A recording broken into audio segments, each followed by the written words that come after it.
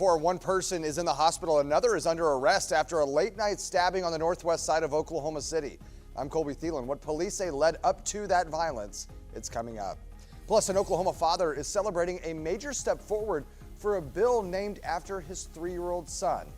Why Leo's Law is gaining momentum, it's ahead. And Lacey. It is cold as you head out on this Monday morning, but after this, a warming trend. Also, more wind means more fire danger, and I found some rain. It's on your 9-day coming up. Live from downtown Oklahoma City, Oklahoma's own News 9 starts now. Good Monday morning. Hope you had a great weekend. It was a beautiful weekend. You know, the mornings, as we talked about, you were saying they're going to be cold, and they were. Yeah. As it is this morning. But the afternoon, so nice yesterday. Really great. It depends on what the winds are doing. If your winds are up and you're in the 50s or the 40s, it's pretty chilly. Yesterday, our high was 49. I mean, that is a cool day for sure, but it's February. It's just close to average. We started last week close to records, and this week we'll be climbing back into the 70s. We have a warming trend on the way. But you know, every time the winds pick up, the fire danger starts to increase as well. So we'll talk more about that. Right now, it is about the cold air as you step out for your Monday. And as you get the kiddos up here in a little while, start getting them ready for the day. We're in the 20s, the low 30s. Winds aren't all that strong. And in fact, today, they are going to be very light. Tonight, tomorrow is when they start to pick on up. Lucky Star Skycam Network looking good across the metro, and it's quiet. But you get over towards the east, really once you get towards Illinois, Indiana, snow begins with this big, potent nor'easter, which is an area of low pressure which pummels the East Coast with a northeast wind. That's where it gets its name. But these are blizzard warnings going on from Virginia all the way up to Maine with well over a foot of snow that has fallen. And I'll show you more of that coming up. Right now on our Lucky Star Skycam Network, winds are light here in Oklahoma City. That's live from our Chickasha cam. It's 29 at Will Rogers, down to 17 in Fairview. That's the air temperature. 27 in Woodward, 28 in Hobart, 31 in Ardmore, 24 in Stillwater. And we've got a wind that's out of the north. It's about 5 to 10, and through the day today, it stays on the lighter side, but a bit of a wind chill as you start off your morning. Sunrise will be here in a few hours at 7:09, getting earlier and earlier. Temps will go from the 20s. I think we'll bottom out around 24 by 7 a.m., 47 by 1 with a high today of 52. Coming up in full weather, more wind, more fire danger. We'll detail your Tuesday. We'll talk about what to expect. A cold front by the time we get to your weekend, and then more rain chances early next week. I'll have it for you in just a minute. Colby. Lacey, thank you. Happening overnight, one person is taken to the hospital. Another is in custody. This is after a stabbing on the northwest side of Oklahoma City. It all happened around 11:30 last night. This is in a neighborhood just off of May Avenue, north of 122nd. Police tell us it appeared to be a domestic situation. They say a man was stabbed with non-life-threatening injuries. The suspect, a woman, has been arrested. Police are now investigating how it all happened. Of course, we'll bring you that information as soon as it's released. And new this morning, the Harmon County Sheriff, along with multiple other officials in the county, announced they are resigning. In a Facebook post yesterday, former Sheriff Steve Cornett announced that he's stepping down. He blamed the change on, quote, unforeseen circumstances. Along with the sheriff's resignation, a deputy, the administrator, and the detention deputy have also resigned from their positions with the Harmon County Sheriff's Office. The reason at this point unclear, but we will be following. And the Cleveland County Sheriff's Office is searching for a missing man, and they say they need your help. Gabriel Butler was last seen right near 156th Street and Banner Road. This is in Lexington. That's Butler right there on your screen. Investigators are asking for anyone who might have information on Butler or knows where he might be. Contact the Cleveland County Sheriff's Office. The number is right there at the top of your screen. We also have that over on the News 9 app. And the Highway Patrol and the Logan County Sheriff's Office say that they're also looking for a missing person. Troopers say 16-year-old Bakina Scott Petit was last seen around 5 Saturday evening. This is in Logan County. Here's the picture right here. She's about 5'3". She has black hair and brown eyes. She was last seen wearing a black hoodie and a light gray sweatpants. According to the Sheriff's Office and the Highway Patrol, she has anxiety and a history of harming herself. If you see her, you're asked to call 911 immediately. One person is dead after a car crashes into a pond on the northwest side of Oklahoma City, according to police. Officers say they were called to the scene right near Northwest 122nd and Western just before 12:30 on Sunday morning. When they got there, police said that the car was fully underwater. 3 of the people that were inside of that car did make it out. Officers had to wait on the fire department's dive team before they could get the 4th person out of the car. That person was taken to the hospital. They were later pronounced dead. The cause of the crash still under investigation. A homeless encampment fire moves into a storage complex, damaging at least 10 units. This on the northwest side of Oklahoma City. This was a scene around 5 o'clock Saturday night right near Northwest 23rd and MacArthur. Crews say that they had some problems when the flames went into those units because of the locks, well, and just how compact they are. Firefighters estimate that fire did tens of thousands of dollars in damage.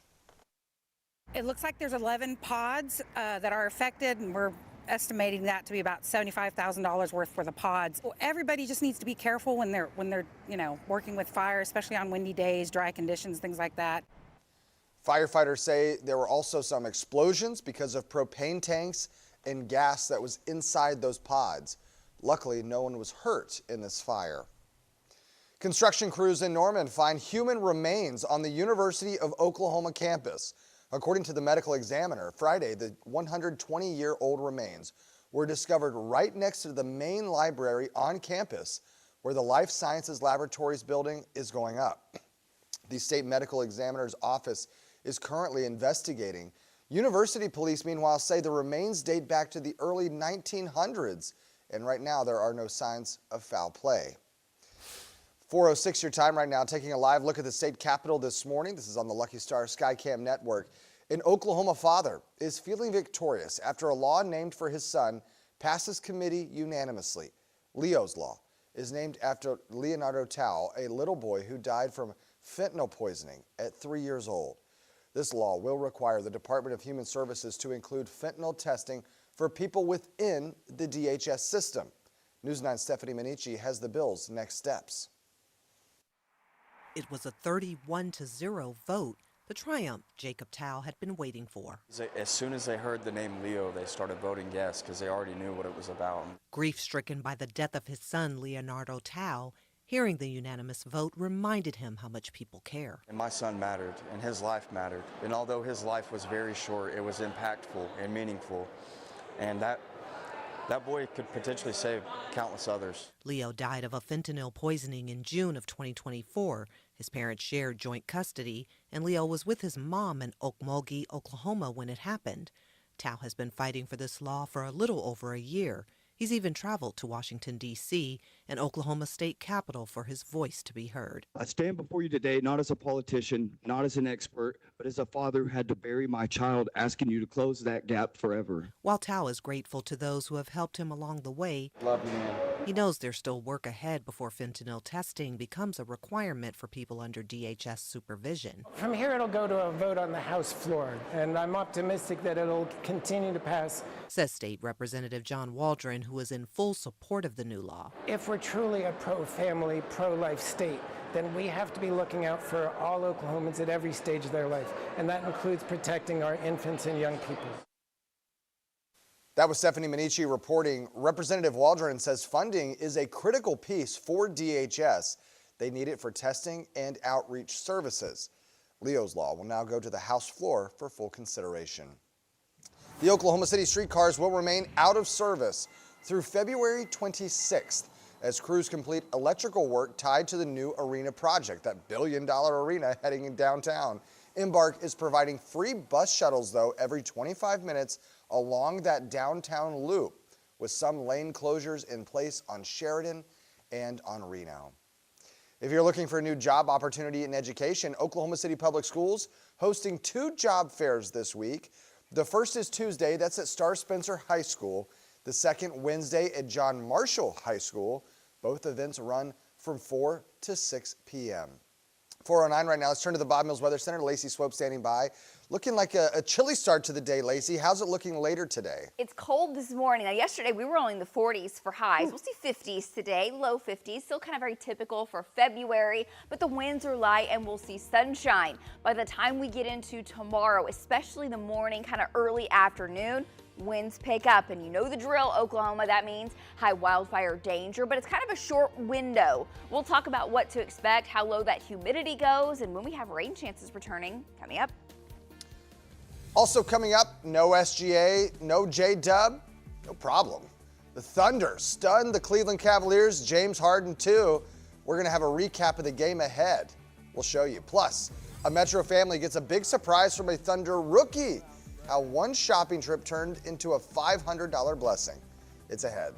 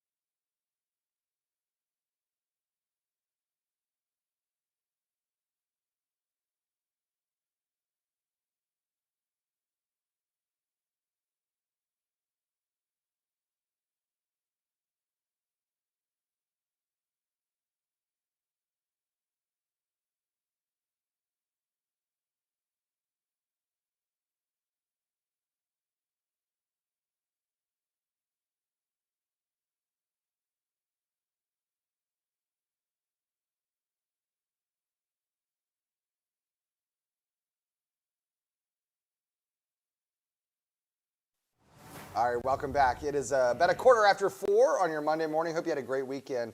Really looking at a nice week if you're a warm weather fan. Yeah. Wednesday is going to be very warm. Yeah, in the 70s. Yeah. So, I mean, you can't complain, but it is February after all still. The winter weather has been here for the last couple of days, so winter lovers, hey, you've had some very cold mornings. You've had some cool afternoons. Yes, right. yes. It's kind of nice to be back in the season. You had to find the coat and all the stuff again. I haven't needed it in a while. We'll warm back up. We got another cold front this weekend, but what we really need is rain, and we're finding some of that. Good. Some nice moisture possibly around the 3rd, 4th, 5th of March, so we'll watch that system closely. In the meantime, there's been this major nor'easter going on the northeast coast. Yes. Many areas from Virginia to Maine have already picked up over a foot of snow and much more on the way. Here, people in New York, they're like, I can't leave. Right. I can't go anywhere. They've put a travel ban for New York, in New York City at least. So let me show you some of the video coming in. This is a live look right now in downtown New York City. Look at all the snow on the trees. It's a heavy, wet snow. Now you'll notice the streets are still wet because the temperatures are marginally cold. That's what gives you those big, thick, fluffy flakes. Snow falling there on the street lights, and I've been watching people going by by on scooters.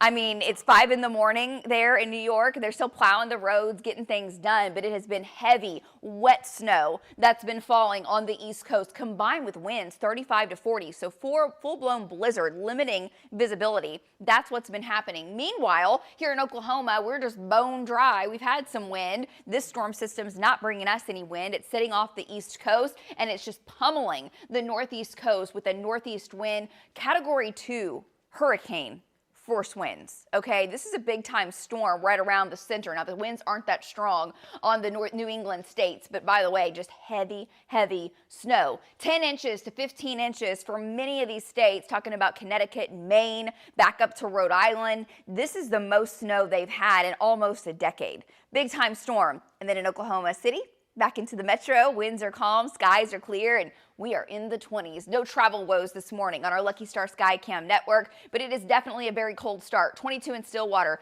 Kingfisher, you're down to 20. It's 20 in Enid, 18 in Sealing. And again, this isn't factoring in the wind. This is the air temperature.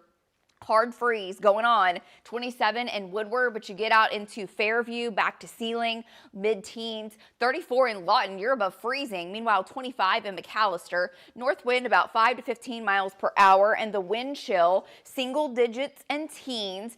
Hour by hour forecast today from the 20s to the 30s, back up into the low 50s for highs with sunny skies today. So it'll feel warmer, south winds 5-15, might have a gust close to 20. It'll be warmer in the Panhandle, lower 60s on the way. After we get into tonight and tomorrow, winds start to pick up, and with that, fire danger really making a return, especially for tomorrow mid-morning, midday. That pushes on by. The storm system driving the wind kind of ends, and we'll have a front move through on Wednesday evening. So that cools us off some, 60s on Thursday, but fire danger remains a problem into Friday and Saturday because the winds are up 15, 25. Now, as far as a day where we have winds 55, 60, something like that, that's not showing up. So we're not seeing extreme wildfire danger, but the humidity drops and we're so bone dry. Now we're watching this storm coming in from the west coast around the 3rd, 4th, 5th of March, okay, watching that closely.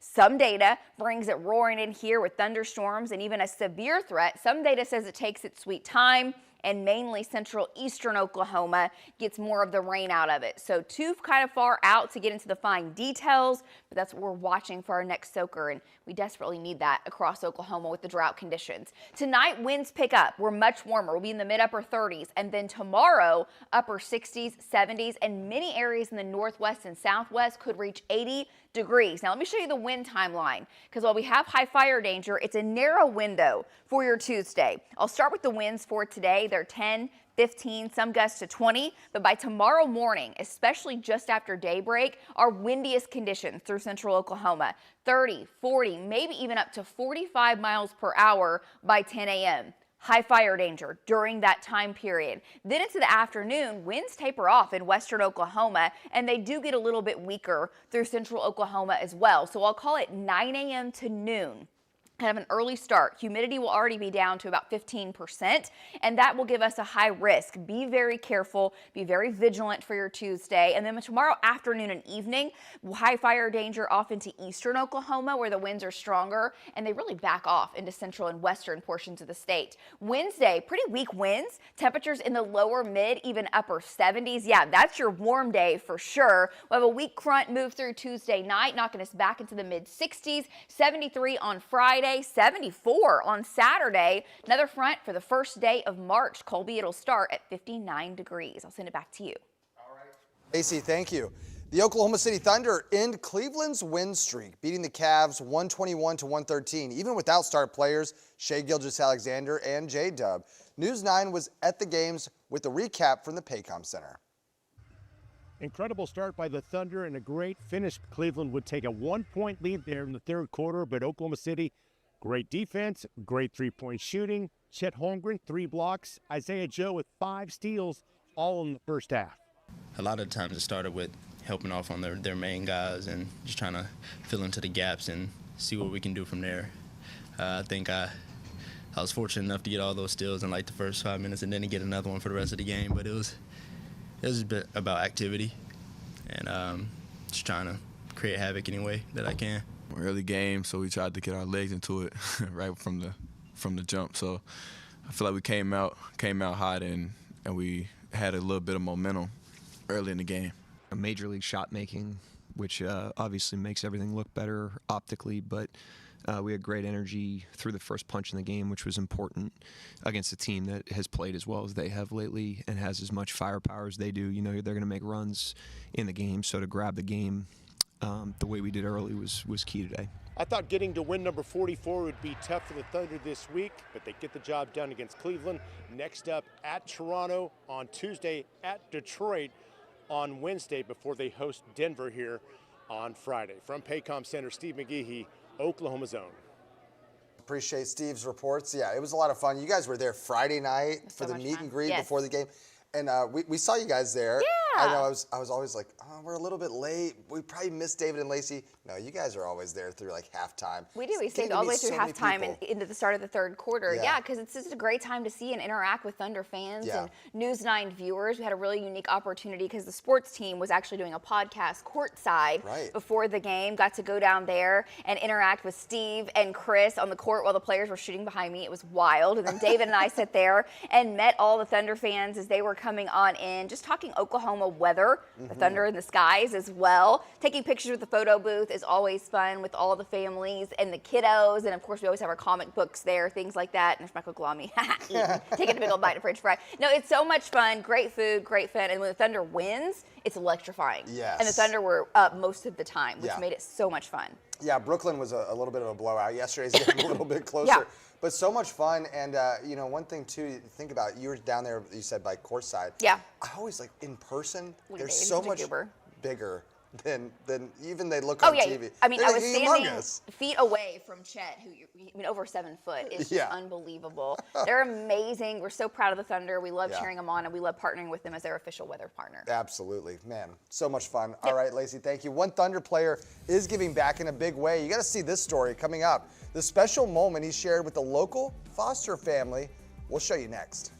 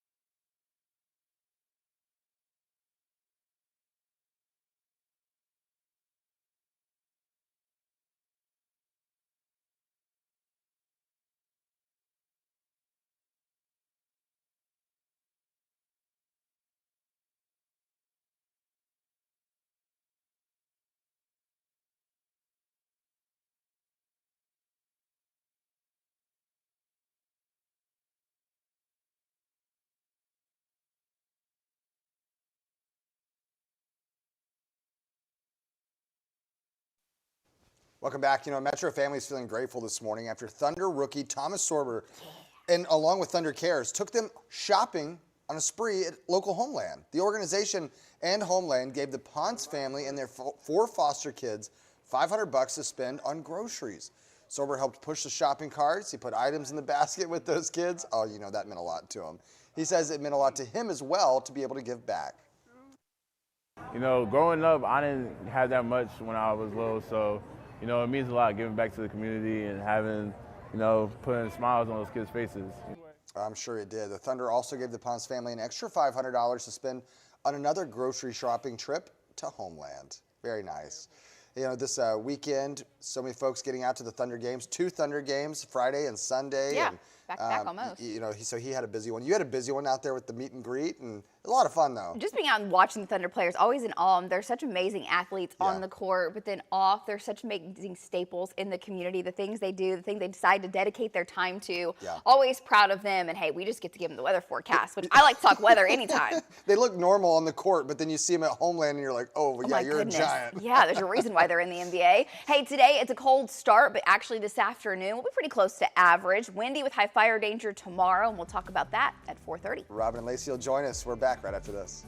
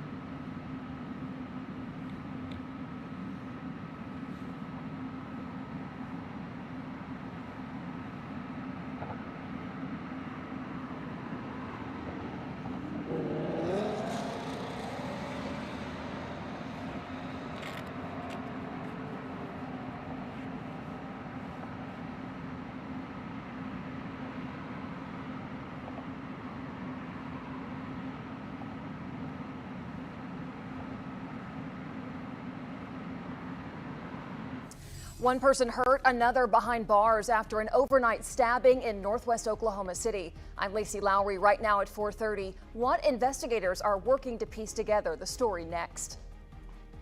The Oklahoma Highway Patrol and Logan County deputies are searching for a missing 16-year-old. I'm Robin Marsh. What we know about her last known location, it's ahead. As multiple corporate businesses plan to leave Oklahoma, local investments are now pouring in. I'm Colby Thielen. How one metro company says it's looking to back Oklahoma businesses. Live from downtown Oklahoma City, Oklahoma's own News 9 starts now. Good morning. Glad you're with us this morning. Hope you had a great weekend as well. We're going to talk about the weather. First, I got to ask, did you guys watch the gold medal game? Yes. The hockey. Oh my gosh. Oh my gosh. It was insane. USA, right? As soon as the shot went in, I have a hard time with hockey, keeping up with the players. Yes. It's so And fast. the puck. And the puck and everything. And as soon as the shot went in, I was like, that had to be the dude that got his teeth knocked out. Because he was smiling with the cracked tooth Ear to ear. There you go. so Man, good. so exciting, the Olympics. And our weather's been a little exciting lately. We've been all over the map, too, on that. Lacey, good morning. Good morning. We should point out that was the U.S. taking on Canada in the hockey game, and Yeah. U.S. Yes. won. It's a Yes. golden Yes. sweep. Yes, absolutely. Men's and women's. And then you have the main player, yes, holding up it, scored the last goal with the flag and his broken smudge. Classic hockey. Okay, absolutely amazing. Very winter-like weather going on in the northeast coast, up along New York. That is a live shot right now in New York City of the heavy snow. They've received about 10 inches of snow in Times Square. There are areas that have had 15 inches of snow with blizzard warnings blanketing the New England states. And if you look across the Lucky Star Skycam network, we are quiet here in Oklahoma. And look at the folks trying to walk around there in the deep, deep snow in New York. We'll talk more about it. That is impacting some travel and flight delays. Across the country, the big nor'easter, that big winter storm, is pummeling the East Coast. Blizzard warnings go from Virginia all the way up to Maine. And on the backside of the storm, it brought in that colder air that you felt over your weekend. We had a high of 49 yesterday, and now we have fallen down into the 20s, some low 20s at that. This is our Lucky Star Skycam network live from Chickasha, but the winds are light, so no major wind chill. It's just cold. 16 in Sealing right now, 25 in Chandler, 27 in Shawnee, 33 in Lawton, 25 in Woodward. Winds are 5 to 15, so no major wind chill, but layer up, grab the coat. This afternoon, sunshine and low 50s for highs. Tomorrow, winds pick up, and so does the fire danger. How strong, how long does the fire danger last? That's coming up. Lacey, thanks so much. We do have a little bit of breaking news. There's a little bit of commotion going on near Northwest 23rd and Broadway. We understand there's some type of grass fire. They've got the lights there and a little bit of smoke. It looks like it's right under the I-235 overpass there at 23rd and Broadway. At this point, one crew there trying to make sure things are okay. So it's a little grass fire there right close to I-235. Other headlines for you this morning here at 4:33. We can tell you a stabbing at Tealwood. One person was taken to the hospital, another in custody after a stabbing in northwest Oklahoma City. This is about 11:30 last night in that neighborhood off May Avenue, just north of Northwest 122nd. Police tell News 9 it appears to be a domestic situation. They say the man was stabbed with non-life-threatening injuries. No name has been released. A suspect, a woman accused of the stabbing, has been arrested.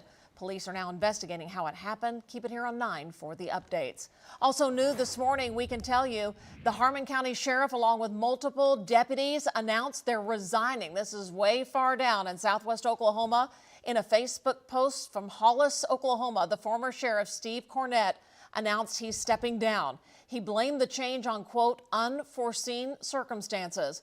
Along with the sheriff's resignation, a deputy, the administrator, and a detention deputy have also resigned from their positions with the Harmon County Sheriff's Office. There is a meeting today with the commissioners. We'll be watching what happens. And the Cleveland County Sheriff's Office right now searching for a missing man, and they say they need your help. This is a Gabriel Quadre Butler. Here's his picture. He was last seen right near 156th Street and Banner Road in Lexington. That's Butler here on your screen. Investigators are asking anyone who may have seen Butler or knows where he might be, please contact the Cleveland County Sheriff's Office. The number at the top of your screen, 405-701-8888. Heartbreaking news this morning. A second Oklahoma child has died after they were critically injured in a house fire in Lawton. The fire happened on Tuesday. The Lawton Fire Department says no other information will be released out of respect to the family, but we know the city of Lawton says the first child died on Thursday. Now the second child has passed away. The cause of that deadly house fire is under investigation. And a wild crash in Tulsa. Watch this video. A derby car crashes into the crowd at a demolition derby on Saturday night. This video shows the moments the car plowed through the concrete median and into the crowd at luckily a pretty low speed. Several people, though, were injured. We're not sure how bad the injuries are. We talked to witnesses. Take a listen. They didn't tell anybody anything, so that's all I got. So that I reached out to you guys to find out if you could find anything out, so to make sure people were okay. And then I saw a bunch of stuff on Facebook and people were commenting that other people were hurt, and then people started reaching out to me. Witnesses say they saw about 4, maybe 5 people being treated by first responders. We're trying to get updated information from authorities in Tulsa. We will keep you posted. As Devon Energy and Expand Energy move forward with their plans to relocate headquarters to Houston, Texas, a metro firm is now working to pour millions into Oklahoma-based businesses. News 9's Stephanie Minichi has the details.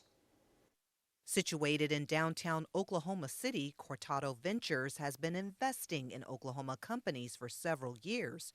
Even with the announcement of Devon and Expand Energy companies moving their headquarters, entrepreneurs like Adam Bro are hopeful about his company jumping into the oil and gas industry. There's still plenty of players here in Oklahoma.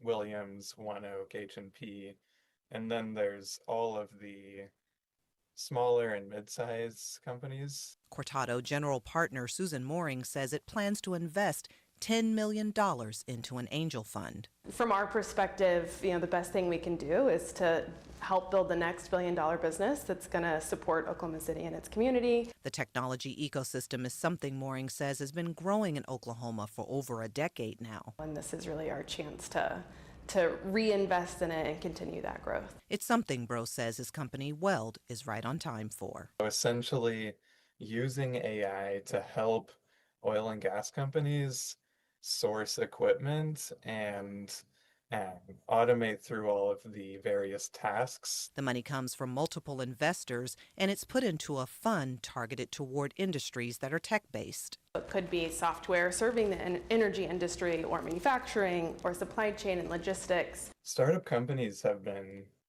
proven to be the fastest growing source of jobs in the U.S. Mooring says investing in 30 new companies in Oklahoma City can have a huge economic impact by creating hundreds of jobs.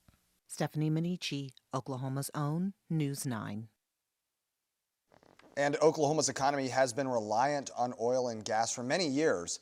The Mooring says that they're looking to continue reaching out to other businesses. Let's go ahead and take a live look out at Will Rogers International Airport this morning from our Lucky Star Skycam network. The U.S. Department of Homeland Security is suspending TSA pre-check and global entry airport security programs due to that partial government shutdown. Homeland Security Secretary Kristi Noem said TSA and Customs and Border Protection are prioritizing the general traveling population at our airports and ports of entry and suspending courtesy and special privilege escorts.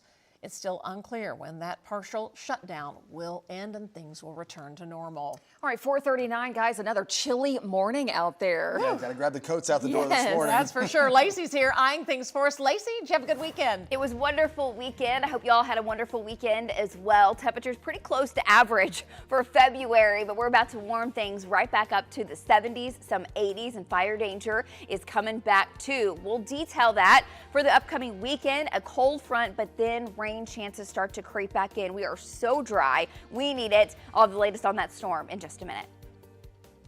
Also next, an inspiring story. You'll meet a local teen who's moved from home to home, and she finds something she never expected. Confidence, the act of kindness that changed her life. It's ahead. Plus, a 6-year-old Girl Scout is rewriting the record books. We're going to show you how a viral video helped her sell more than, get this, 100,000 boxes. how she did it. It's coming up.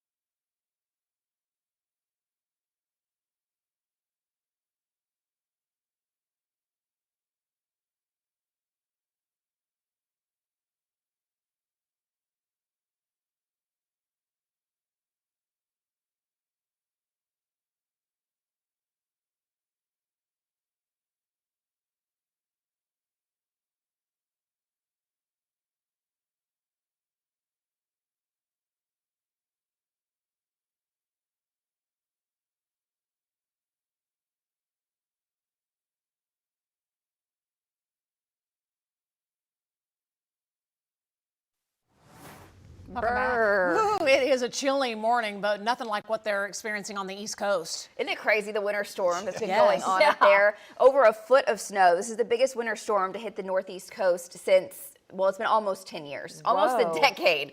It's a big storm. When big they shut down blizzard. Schools up there, Yes, something's wrong. travel ban going on in New York City. Not a lot of folks out on the roads because of limited visibility. And that storm is what brought us the colder air over the weekend. And now that it's kind of pulling away today, our winds will start to back off. So for us, we're just getting the temperatures from it. But the real snow has been falling in the Northeast. It's been a big time problem for traveling. There are flights here at Will Rogers out to LaGuardia that are canceled. Saw a couple of American Airlines flights. But check your flight if you're flying to the Northeast coast. In the top left-hand corner, that is a live shot from New York. Meanwhile, we have clear skies, light winds. Let me show you some of the video from the New England states, New Jersey, all the way up to Massachusetts, portions of Maryland, West Virginia, even getting snow in the mountains, and then over to the coast of Virginia, seeing heavy snow. Again, limiting visibility, full-blown blizzard conditions going on there, impacting just millions and millions of people. But you'll notice the roads are mainly wet at times because the ground temperatures have been on the warm side, but it is impacting travel for sure, and that will kind of have a trickle effect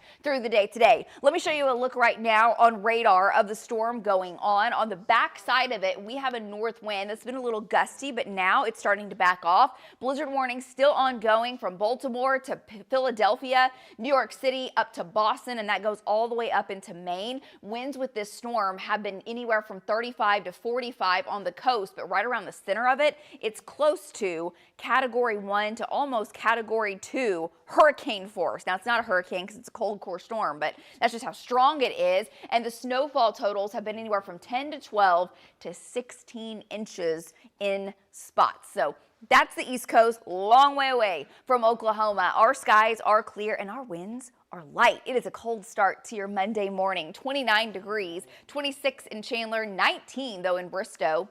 It's 19 in Kingfisher, where the winds have gone completely calm. There are quite a bit of teens. No major wind chill because the winds are so light, anywhere from a few degrees colder to 5 degrees colder than the air temperature. That's what it'll feel like. I think we bottom out around 24 at 7. Sunny skies and 52 by 4 p.m. We'll be at 49 in Enid for a high today, 48 in Stillwater, which again, average is mid-50s. So another below normal day, like Saturday, like Sunday, but with weaker winds and sunshine. So at least in the sunshine, it's going to feel pretty nice today. Tonight and tomorrow, winds pick up. They will be strong, but there's a narrow window there where the winds are the strongest. I'll show you that. Humidity drops down. Cold front hits on Wednesday. Now, Wednesday's a warm day before the front hits. Behind that, more wildfire danger for your Thursday and Friday. Stronger front tries to move in Saturday, but let's talk rain because we sure do need it. Our next storm is this one right here. It doesn't look like much when you look at it from the top down, but it's around the 3rd, 4th, 5th of March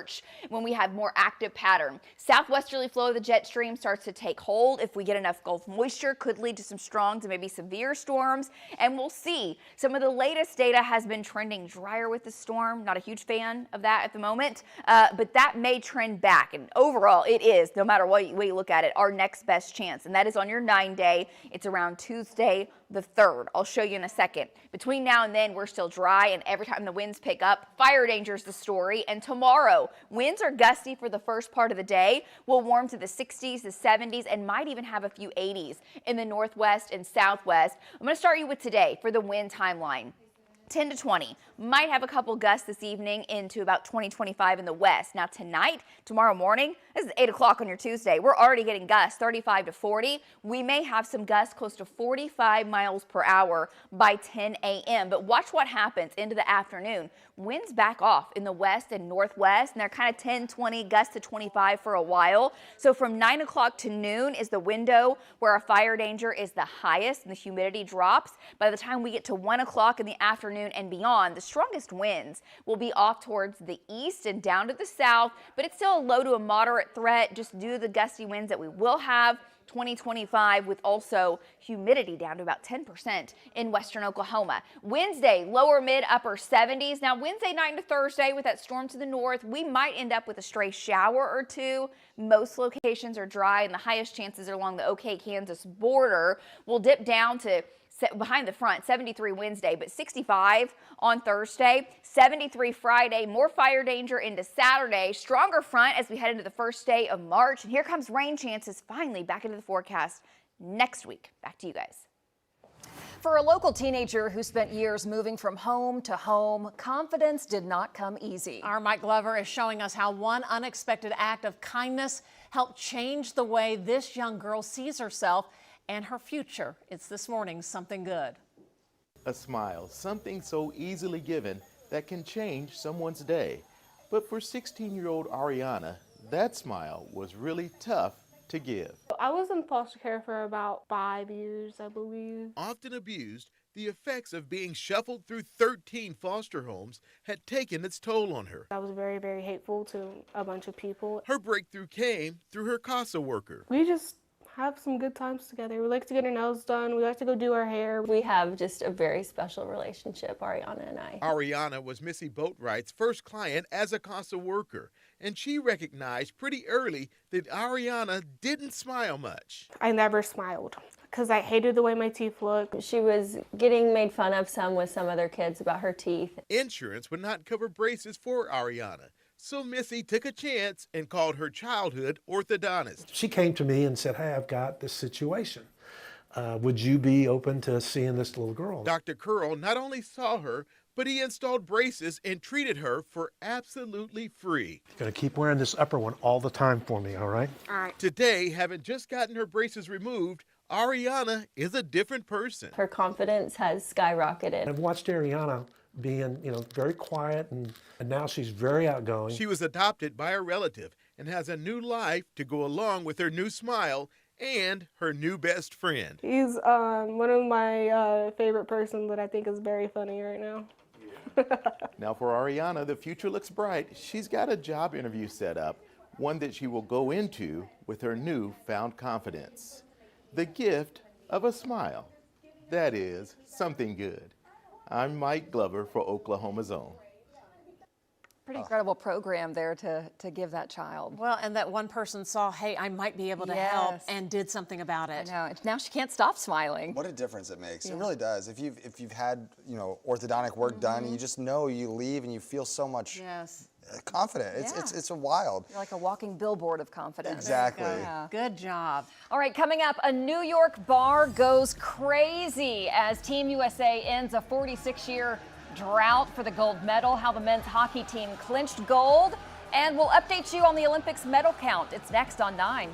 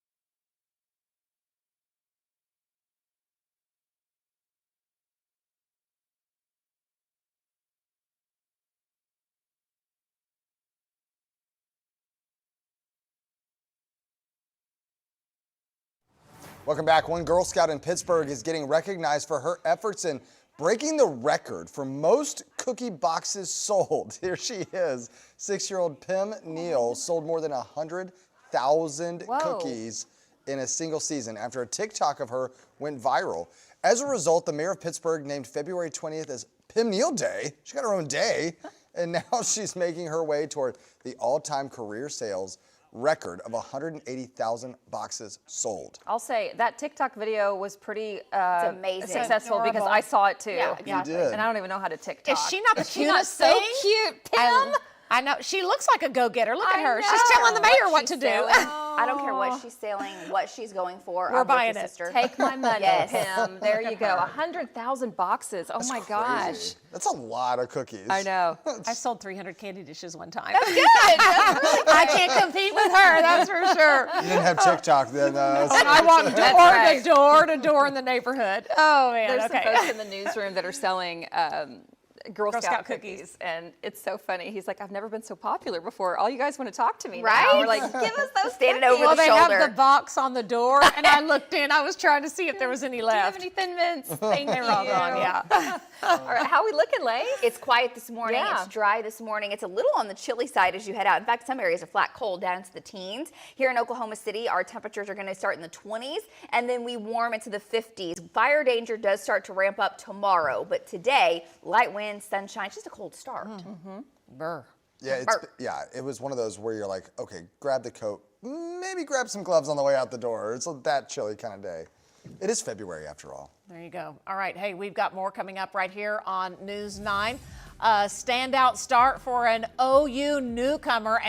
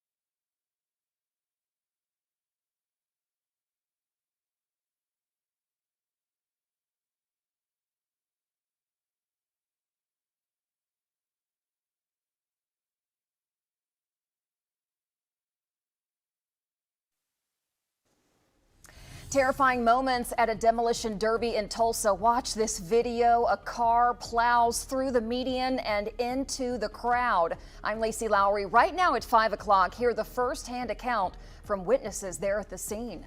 And a stabbing at a Northwest Oklahoma City home sends one person to the hospital. I'm Colby Thielen, who was arrested for this and this. My son mattered and his life mattered. And although his life was very short, it was impactful and meaningful. An Oklahoma father who lost his son to fentanyl poisoning is on a mission to protect other young children. I'm Robin Marsh. We'll show you a bill that would honor his son is a step closer to becoming law at the state capitol. Live from downtown Oklahoma City, Oklahoma's own News 9 starts now. 5 a.m. on a Monday morning. Thanks for choosing News 9. And we do want to remind you we are live right now on the News 9 YouTube channel. You can scan the QR code right here on your screen. We'd love for you to subscribe, leave a question or a comment in the live chat. We monitor them while we're doing the news, and we'll talk about them throughout the newscast. Glad you're with us this morning. Yeah, you might be commenting in there. What should I wear today? Grab bundle up. a jacket Flare and up. whatever you can. Yeah, it's cold out there. Let's check in with Lacey Swope in the Bob Mills Weather Center. Cold today and then warming up later, Lace. My 8-year-old nephew, he wakes my sister up every morning before school and says, shorts or pants? Shorts or pants today. Exactly. What are we doing? Today's a cold start. You want the big coat as you head out. As we head through the next couple of days, we're back to the 70s, back to spring-like, and we even have a chance of rain that we're introducing to your 9-day forecast. But on this Monday, across Oklahoma, skies are clear, winds are light. We're in the teens and low 20s. Heavy snow, blizzard warnings blanketing the New England states. I'll show you more on that coming up. A big nor'easter. It's a storm that sets off the East Coast and pummels the East Coast with northeast winds. More on what's going on across the nation. Let me show you the temperatures because it's been cold over the weekend. Below average. We were in the 40s yesterday for highs, and now this morning, 29 at Will Rogers. All the snow with that massive winter storm is lingering on the New England states in the East Coast, and that's where they've had anywhere from 10 to 15 inches of blowing snow. More on that in full weather. Right now, our winds are light. We're down to 29. Kicking off a new work week, a new school week, definitely on a cold note. Ceiling, 16, 24 in Kingfisher, Seminole, 27, teens, low 20s, some 30s to the south. Most are below freezing this morning. Now, the winds are about 5 to 10 miles per hour. No big gusts. In many areas, the anemometer not even measuring a gust, so no major wind chill to start the day. Winds stay fairly light this afternoon. By 10 a.m. we'll be at 35, and we'll see a high today of 52 degrees. Now, fire danger cranks up tomorrow and off and on your 9-day. Cold front for the weekend, and next week, rain chances going up. The latest with that storm in just a minute. Lacey, thanks. Back to the news now. A stabbing overnight leaves a woman in custody and a man in the hospital. This is a scene near the Kilpatrick Turnpike in May, just around midnight. Officers say that stabbing may have been domestic related. The man's injuries, though, were non-life-threatening. American tourists in some parts of Mexico are asked to shelter in place after the leader of a powerful drug cartel is killed. Look at this video. The killing sparked widespread violence from the cartel retaliation. This video shows a bus set on fire right after that leader was killed. Wendy Gillette has the latest. Heavy smoke rose from several fires set in the city of Puerto Vallarta after the head of a Mexican drug cartel, 59-year-old Nemeso Rubino Seguero Cervantes, also known as El Mencho, was killed. The city's pretty much all shut down. The U.S. State Department warned Americans to stay inside. As the violence started to unfold, some in the region returned home, including this woman who saw smoke rising outside her plane bound for Houston. I feel safe now, but I'm still shaking because I can't believe this has happened to us. But others are stranded as some flights out of Puerto Vallarta and other cities were canceled. Unfortunately, there were no available flights to get us out of PV until Thursday. This is the car El Mencho was traveling in, the boss of a criminal network known for drug trafficking to the U.S. The White House says the U.S. provided intelligence support to help the operation that led to a shootout and his killing. This was one of the most significant actions undertaken in the history of drug trafficking, almost at the same level as Chapo Guzman. The drug lord El Chapo is serving a life sentence in a U.S. federal prison. The killing of El Mencho could lead to more unrest as rival gangs challenge each other for control. Wendy Gillette, CBS News. The U.S. State Department is asking Americans in affected areas to stay inside their homes, their resorts, their hotels, and avoid areas around law enforcement activity. Many people who were trying to leave yesterday said they won't be able to get out until Thursday. Cleveland County Sheriff's deputies need your help finding a missing man. Deputies say Gabriel Butler was last seen in Lexington near 156th Street and Banner Road. Now, Gabriel Butler is about 5'9", 132 pounds. Here's his picture. Do you know where this young man is? If so, please contact the Cleveland County Sheriff's Office with information. Big shakeup at the Harmon County Sheriff's Office after the sheriff and multiple officials suddenly resign over the weekend. All of it a Facebook post. The now former sheriff Steve Cornett said that he stepped down due to, quote, unforeseen circumstances. It's been an honor serving the county. The sheriff's office also confirmed a deputy, detention deputy, and administrator also all resigned. We are waiting for police to share what caused a car to crash into a metro pond, killing one person. This happened around 12:30 Sunday morning. Here's the video from Northwest 122nd and Western. Oklahoma City police say the car went off the road, plunged into the pond with 4 people inside. 3 of them escaped, but the dive team had to be called in to retrieve the last person. That person was killed.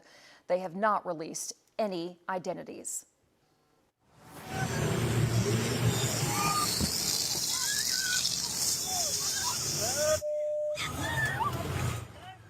Oh, you're looking at terrifying moments from Tulsa as a driver of a car plows into the crowd during the Starbird Car Show's Demolition Derby over the weekend. Now, at this point, officials have not shared how many people were hurt Saturday night. No one was killed. We actually talked to a woman who was there with her family. I was really shocked and worried about the people that were behind the fence. I was freaking out. It was pretty scary. That car show started Friday and ended on Sunday. 5:07 right now, taking a live look at the OKC Will Rogers International Airport on the Lucky Star Skycam network. The Global Entry Traveler Program is suspended at airports as the partial government shutdown continues to impact the Department of Homeland Security.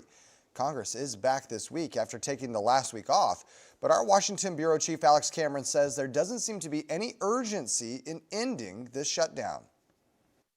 You know, from what I'm seeing right now, there's no immediate plan. There continue to be talks between Democrats and the White House, but haven't heard about any major breakthroughs. And it does seem like they're still far apart on some of the very basic issues that each side wants. DHS had also suspended TSA pre-check, but later reversed that decision this weekend after pushback from airlines.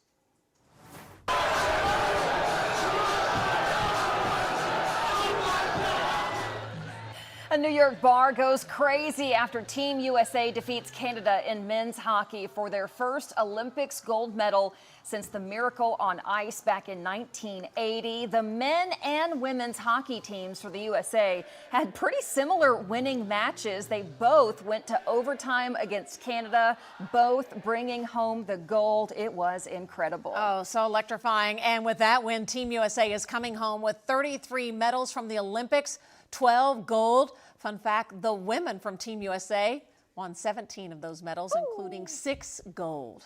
The men's hockey team had this touching moment on the ice as well to honor their fallen teammate, Johnny Gaudreau. He died in 2024 after he was hit by a drunk driver while cycling.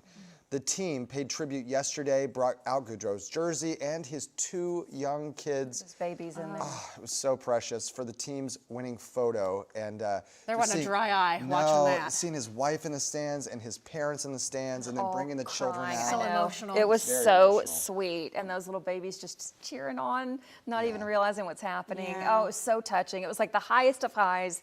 Bittersweet with the babies. And the emotional part yes, of it all. But Yes, they didn't all the way forget their around. teammate. I thought that was so touching. And the name Jack Hughes, I think, will be down in He's American the one with the Olympics. missing tooth I after love that it. game. There you go. Yes, a name we'll remember for a long time. Oh, man. Way to represent, Lacey. That's for sure. The men and women hockey teams, gold. I mean, that's unbelievable. Yes. Didn't Canada invent hockey too? That's the whole thing. We'll take it from you. The interviews post-game were absolutely incredible from the players, by the way, dogging on Canada. It was kind of funny. Kind of funny to watch because, they don't get to do that all that often. Yeah. Guys, sunny skies today. It's nice and cold as you head out this morning. Here at the Bob Mills Weather Center, we're watching temperatures in the teens in many areas for your Monday morning. You want the big coat for sure. It's Canada-like as you step outside, but we warm up nicely today, back into the 50s. High fire danger tomorrow as the winds pick up. We'll time it all out coming up.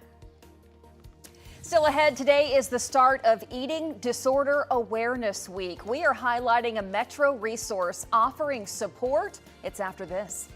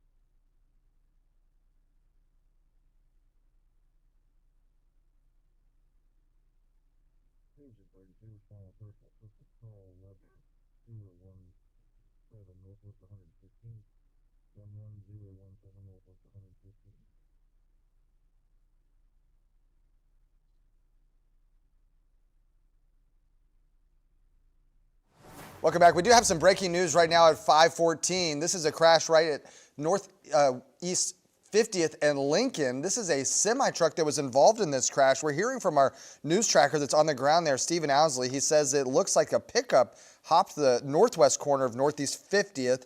The cab of that semi about 75 yards south of the intersection. So it's a little dark to see a lot of the damage here, but you can see there is a large first responder presence. And it looks like the turn lane from the southbound side of Lincoln to westbound 50th is closed at this point. So it looks like they're trying to get the semi out of there, but still a large first responder presence if you're headed through this area. All right. We'll be watching the cleanup of that. We're watching the weather, too. It's a Monday morning, kind of back to the grind for everybody. It's down in the teens, the 20s. They're very cold as you head out for your Monday morning. The winds aren't crazy, but you know the drill. When the winds start to pick up, more fire danger. Yes. Now, last week we had extreme fire danger. Winds were 60, close to 70 miles per hour. Nothing like that this week, but every time the winds pick up, you just gotta be there. Yeah. So dry out there. We so need the dry. rain. Rain chances going up around Tuesday of next week. So we're Okay. still Oh, man, a we long need way it. away, I know, from rainfall. Now currently across Oklahoma, it's dry. Winds are light. Skies are clear. It's beautiful, but there is heavy snow going on. That's a live shot from Times Square on the northeast there. And you can see the winds whipping around. They've had blizzard-like conditions. And look at them shoveling the snow there around Old Glory. Folks are out. What time is it? 6:15 in the morning there on the East Coast. And yeah, ain't no thing. It's a heavy wet snow. That's really been disrupting travel. In fact, there's been a travel ban in the Northeast, and that's impacting Will Rogers this morning with flight delays. I'll show you that in a second. Let me take you back to the nation, show you where the big storm is. It is snowing with the system all the way back to the Great Lakes from Wisconsin all the way down into portions of northern Mississippi and Alabama. But the heavy snow, the blizzard warnings go from Virginia all the way up to Maine, New York, down to Philadelphia, over to Boston. Areas of Maryland have picked up 14, 15, 17 inches of blowing snow. So big time nor'easter sitting there with wind, blizzard-like conditions, and some of the flights from Will Rogers out to LaGuardia have been canceled. So if you have an early morning flight, just check the trickle impact from that. But right now, looking good there at Will Rogers. A live look on our Lucky Star Skycam network, live from OCCC, pointed off there to the west. It's 22 in El Reno, 20 in Enid, 17 in Sealing, 20s and 30s down to the south. Meanwhile, teens going on to the north. Sealing's one of the coldest places, down to 16 right now with a light northeast wind. Now, winds come around out of the southeast later today. The breath of wind that we do have is creating wind chill values, single digits in the northeast, down to the teens. Big coat, hat, gloves to start the day, and most of the kiddos will need headed to the bus stop as well. But we do warm nicely. Sunshine and low 50s, a little below normal for our highs. 49 today in Enid, 48 in Stillwater, 47 in Ponca, with lower mid-50s for folks in western Oklahoma. Ridge builds in, and tomorrow we're talking 70s. Tomorrow is a much warmer day. Same thing behind the storm system that we're going to see kind of increasing our winds. It'll give us a cold front late Wednesday. Wednesday is a warm day. Will also give us high fire danger on the backside as we head into Friday and Saturday. We've got to watch for that because the winds will be about 15, 25. Stronger system arriving for the end of your 9-day. We're talking the 3rd, 4th, 5th. We've been watching this storm for the past week or so as our next potential rainmaker. Some data brings it in kind of weak. Some data brings it barreling in with big time rainstorms and maybe even a severe threat. So we're watching it for at least our next opportunity because we are hurting for moisture. The driest winter in the top 10 for the driest winters on record. It's been wild since December 1st, which is when meteorological winter began. Tonight, winds pick up. It's a much warmer night. We're in the 30s. Tomorrow, here's your Tuesday, 60s, 70s, some 80s into portions of western Oklahoma, and the winds pick up tomorrow. So winds today, 10 to 20. Again, not too crazy, but watch the red on the map. That's gusts 35 to 45 miles per hour tomorrow morning. So beginning early. Now, after lunchtime, winds start to come down, especially the Panhandle in western Oklahoma. Your winds are light after the morning hours. So there's high fire danger, but it's kind of a narrow window for your Tuesday when the fires could spread very rapidly. We'll call it low to moderate fire danger for most of our area tomorrow afternoon, but the winds stay gusty off to the east. Remember, burn ban still in effect. 8 counties under burn bans where it is illegal to burn. A lot of folks are trying to get those controlled and prescribe burns in before things start to green up, which is great because that burns and eradicates any fuel for wildfires on your property, but you got to do it responsibly. Winds on Wednesday, not as strong, and we're in the 70s for highs. Wednesday will be beautiful. Thursday, Friday, still very nice, even into Saturday, but more gusty winds. A little cold front moves in, and we're at a high of 59 on Sunday, which is the first day of March. Back to you guys. Today marks the start of Eating Disorder Awareness Week. We know 30 million Americans struggle with some sort of eating disorder. News 9's Elizabeth Fitch shows us how a recovery center in Norman is helping provide support. While eating disorders are common in teenagers and young people, the fastest population of growth is actually the baby boomer population, so people over the age of 60, and that's likely because there are now more resources available. So eating disorders are a coping skill. And so a lot of times eating disorders develop out of or in response to some sort of trauma. Dr. Megan Sears, the medical director of Living Hope Eating Disorder Treatment Center in Norman, says engaging in disordered eating behaviors can help alleviate anxiety in the short term, but as malnutrition takes hold over time, and your body is no longer able to make appropriate neurotransmitters, it makes it much worse. Sherry Bolton, a mother who receives treatment at Living Hope, told News 9 that at her worst, she severely restricted food, was depressed, mentally foggy, and felt consumed by obsessive behaviors. We ended up losing our house, losing my career, almost lost my marriage. And Dr. Sears says some people even lose their lives. The things that kill patients with eating disorders are things to do with the heart, electrolyte imbalances and things like that that lead to arrhythmias, as well as low blood sugars. And additionally, it's usually suicide. With the proper support, Dr. Sears says death is preventable. And beyond feeling better physically and mentally, your life can be so much better if you do find freedom in food and just realizing that you can eat without terrible guilt. Living Hope Treatment Center says restricting entire categories of food for reasons that are not medical, constant calorie counting, over-exercising, and excessive weighing could mean it's time to ask for help. Dr. Sears stressed the importance of supporting loved ones with eating disorders, which means understanding that recovery is not linear and can sometimes take multiple tries, as it has in Bolton's case. In the newsroom, Elizabeth Fitz, Oklahoma's own News 9. We want to take you back out to the breaking news. Northeast 50th and Lincoln, just near the state capitol. We've just seen police detain one person after what appeared to be a field sobriety test. We understand a truck and a semi were involved in a crash here. Again, one person has just been detained. Keep it here on News 9, and you might want to avoid the area at Northeast 50th and Lincoln.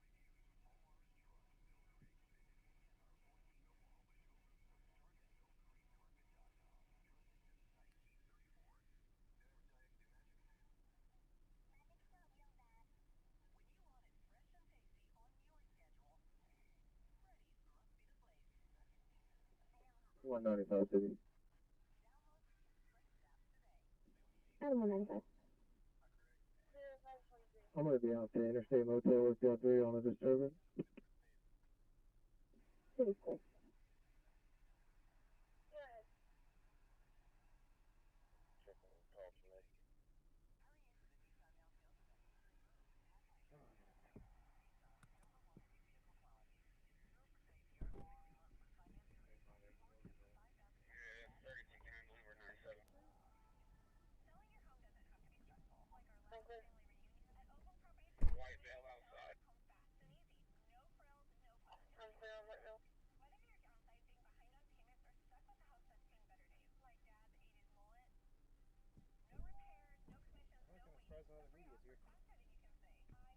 super close in the signals.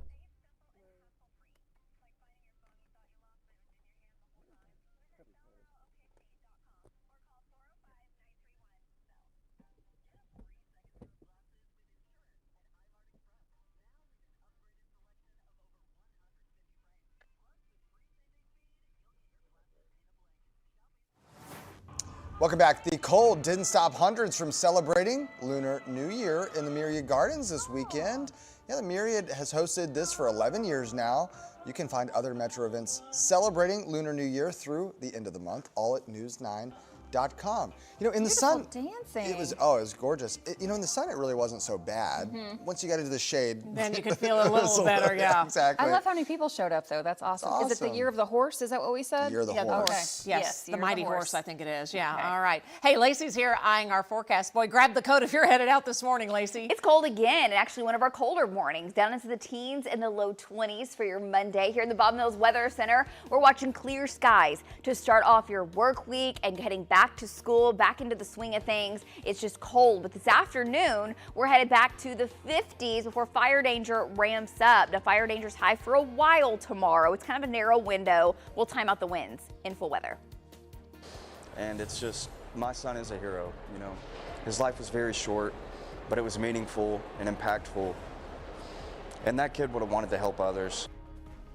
An Oklahoma father grieving the death of his son is pushing to better stop fentanyl poisoning among children. How the effort is a step closer to becoming law here in Oklahoma. It's at 5:30.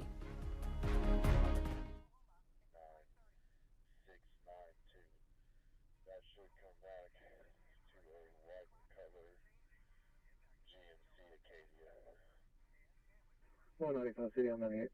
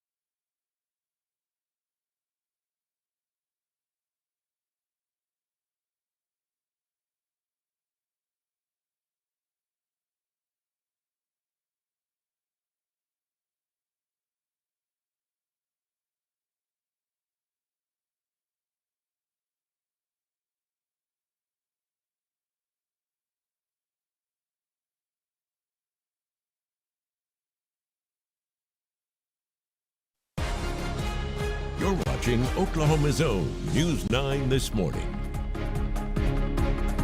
Your top stories right now at 5:30. A demolition derby car drives into a crowd during a car show in Tulsa over the weekend. Police haven't confirmed the total number of people that were injured on Saturday night, but the good news, no deaths were reported. Other headlines this morning: Americans in some portions of Mexico are asked to shelter in place. The Mexican army killed drug cartel leader El Mencho on Sunday, sparking widespread violence. Suspected cartel members burned cars, leaving roads blocked at more than 250 points in 20 Mexican cars. Overnight, a woman is arrested and a man injured in a stabbing. It all unfolded at a northwest Oklahoma City home. This was near the Kilpatrick Turnpike and May Avenue around midnight. Police believe this may have been some sort of domestic. They think the victim and suspect knew each other. Officers say the man's stabbing injuries are not life-threatening. He should be okay. And we do want to remind you, we are live right now streaming on the News 9 YouTube channel. You can scan this QR code on your screen. It'll take you to the page. Just hit subscribe and then go to the live chat below the video and hop in there. Leave us a comment, ask a question. We will read those later on. If you're wondering what to wear today, everything you can find, right? Yeah, exactly. It's Bundle up. a little chilly out there. You know, I know how calendars work, so I shouldn't be surprised. Saturday is the end of February. Right. Oh, that's crazy. Well, I know. I didn't realize that. It's just moving by so fast. You blink and time goes by. Yeah, it That's feels for like sure. feels like February this morning. Let's turn to the Bob Mills Weather Center. Lacey Swope with us. Hey, Lacey. Good morning, guys. It was cold over the weekend. 20s for lows, highs in the 40s. And now today, we're starting in the teens and 20s. And then we warm up to the 50s. Tomorrow and the next several days, 60s, 70s. So it's kind of this wild ride that we've been on.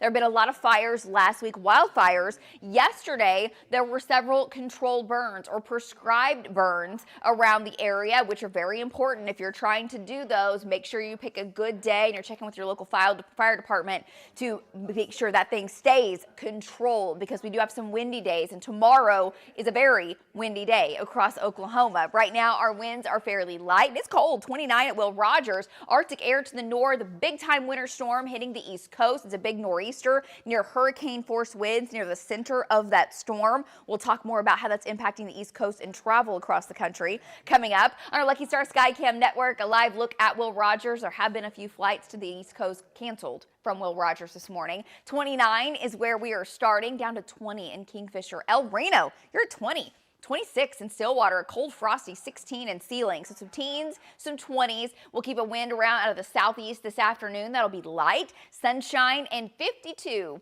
by 4 p.m. But fire danger returns. We'll talk about how strong the winds are tomorrow. We'll time it out. Weekend cold front on the way, and we're finally introducing rain back to your 9-day. All those details minutes away. Taking a live look from the state capitol this morning from our Lucky Star Skycam network, an Oklahoma father's efforts to better protect children from fentanyl overdoses is a step closer to becoming law. The bill is called Leo's Law. It's named after his 3-year-old son who died from fentanyl poisoning. News 9's Stephanie Minichi shows us what's next. It was a 31-0 vote. The triumph Jacob Tao had been waiting for. As soon as they heard the name Leo, they started voting yes because they already knew what it was about. Grief-stricken by the death of his son, Leonardo Tao, hearing the unanimous vote reminded him how much people care. And my son mattered, and his life mattered. And although his life was very short, it was impactful and meaningful. And that boy could potentially save countless others. Leo died of a fentanyl poisoning in June of 2024. His parents shared joint custody, and Leo was with his mom in Okmulgee, Oklahoma when it happened.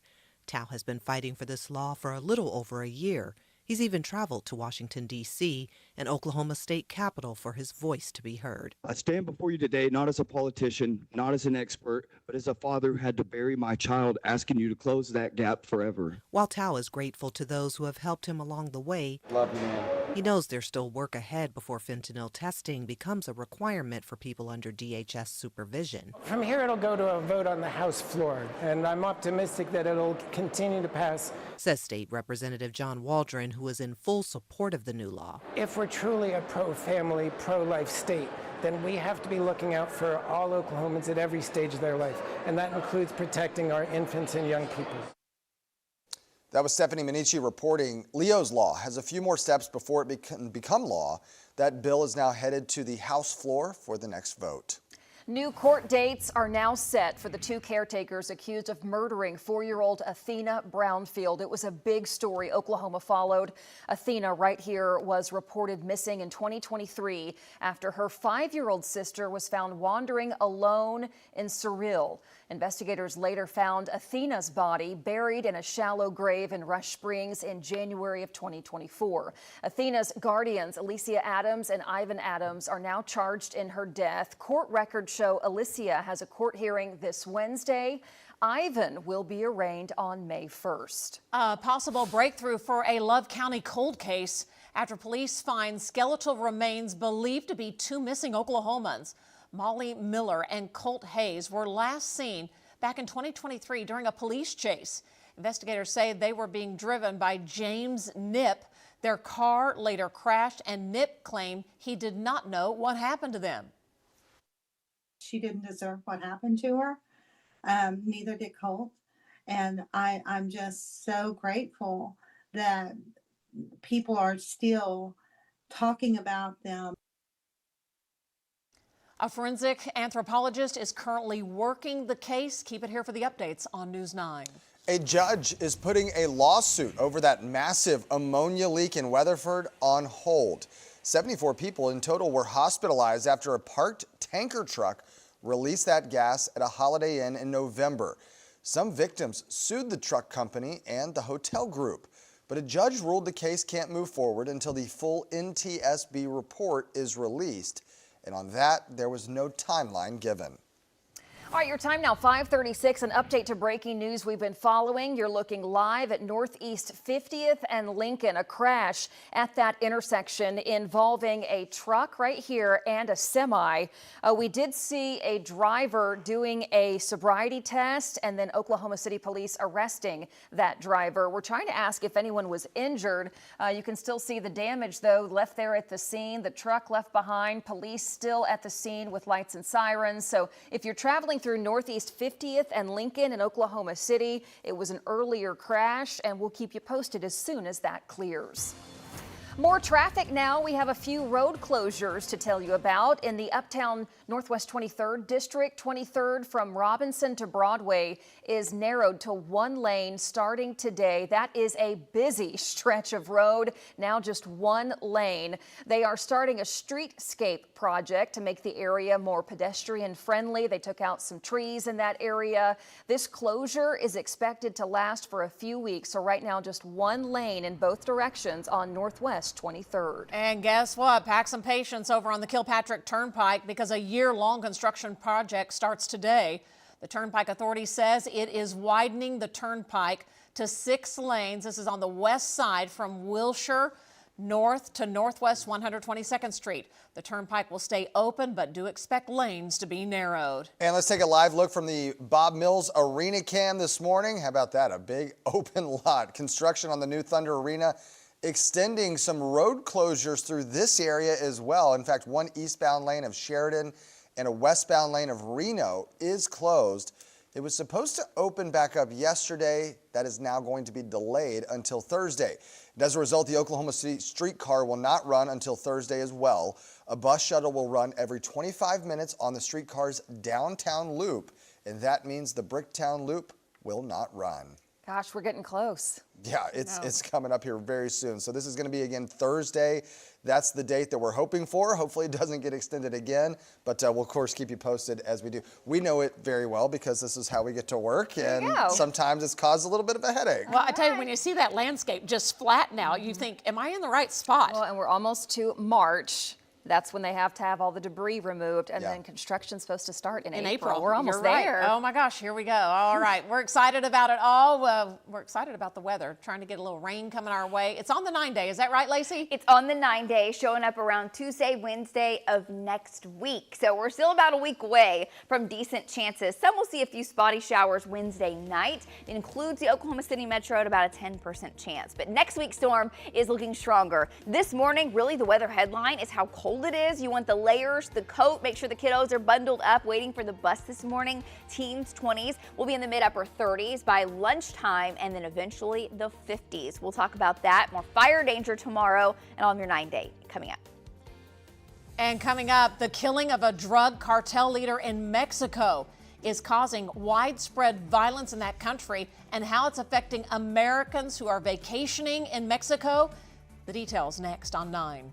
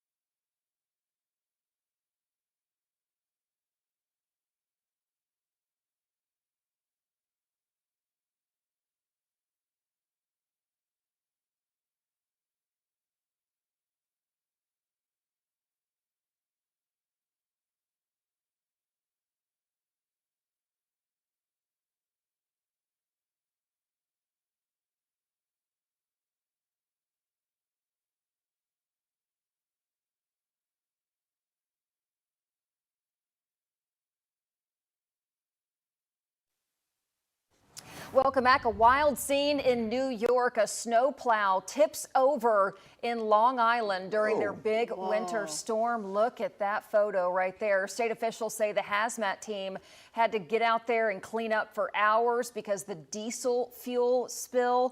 They're trying to help people, then they end up needing help. Just a wild scene. A lot of snow up there, Lacey. You said like over a foot. Well over a foot. Wow. Now in New York City, like the Times Square area, close to 10 inches. Many areas have had up to 17 inches. Oh my Wow. Yeah, on the northeast coast. So big time nor'easter, hurricane force winds, so blizzard-like conditions.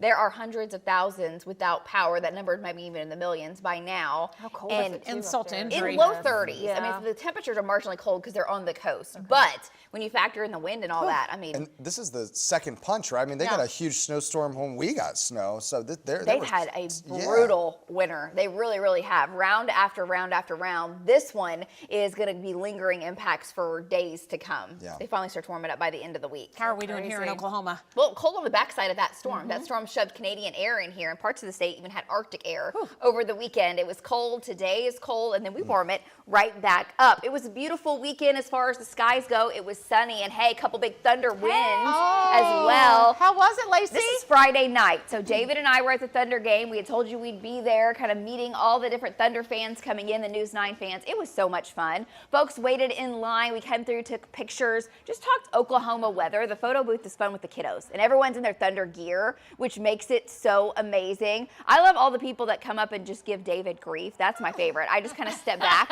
and watch it in action. But hearing all the stories, and of course our News 9 comic books are so fun, but so many fans that have been coming around to all the different events.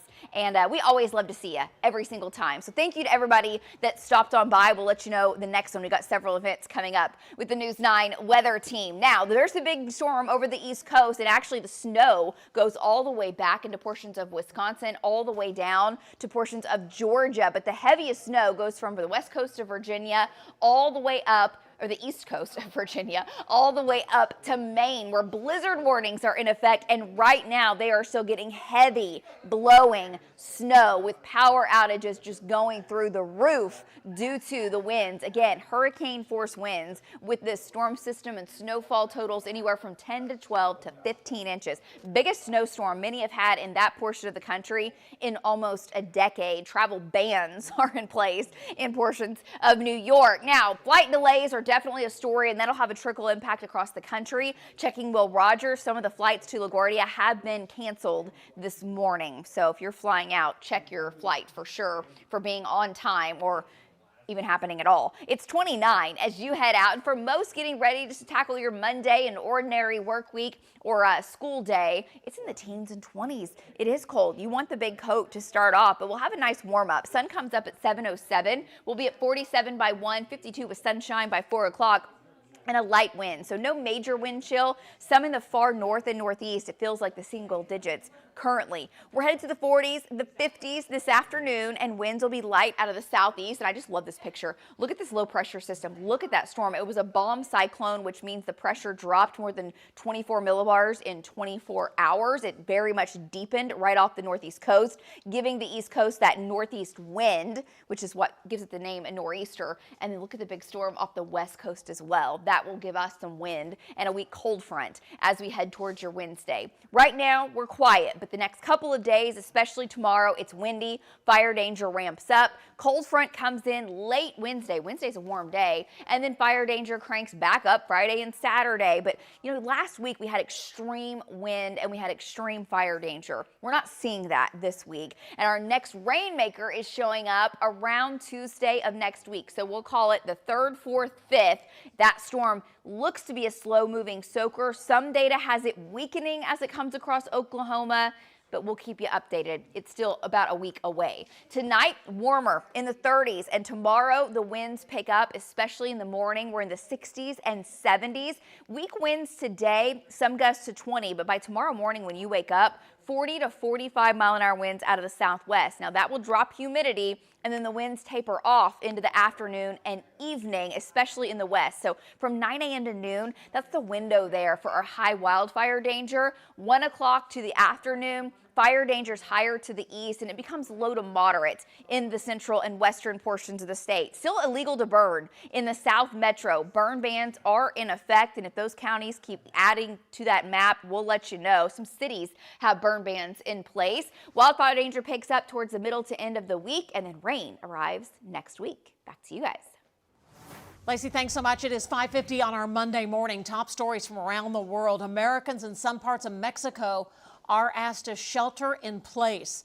The Mexican army killed drug cartel leader El Mencho on Sunday, sparking widespread violence across the country.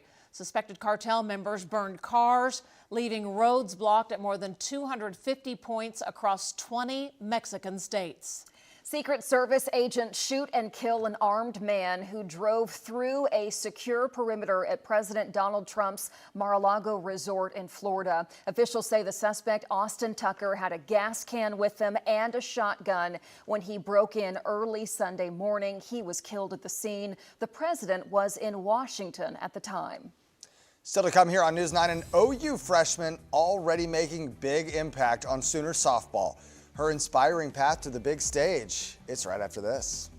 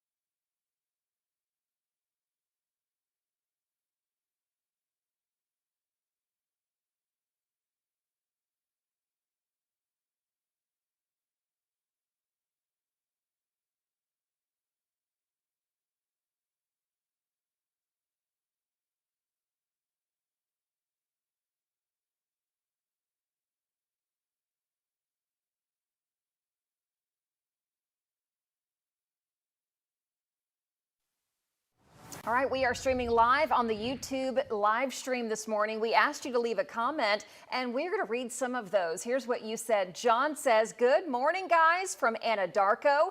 Coffee and Lacey's forecast gets my morning rolling. All right. Oh, there you go. How about one of our top commenters, Renee, says, tell my mother I said hi over here in El Reno. Hello, hi, Renee's Mama. mother. Hello. Hope you're doing okay this What's morning. the temperature in El Reno? 20. Oh, boy. Sorry, Mama. Mama's sleeping in. Chills are in the teens. Layer up, bundle up the big coat as you start off this morning. Heading into the afternoon with sunshine, guys, in 50s. And their 70s making a return this week. So we're warming back up to spring-like, but fire danger returns. And then some rain chances next week, right? Next week is when the rain starts to come back. Well, we desperately need it, that's We for do. sure. All right, how about something good starting your Monday morning? OU freshman Alyssa Parker has had an outstanding start to her Sooner career. She hit the game-tying homer in the bottom of the 7th against Cal State this weekend. Our Chris Williams shows us her path to the big stage. Alyssa Parker was dominant at Pecola. Back-to-back Oklahoma Gatorade Player of the Year in softball, state tournament MVP in basketball, state champion in both sports.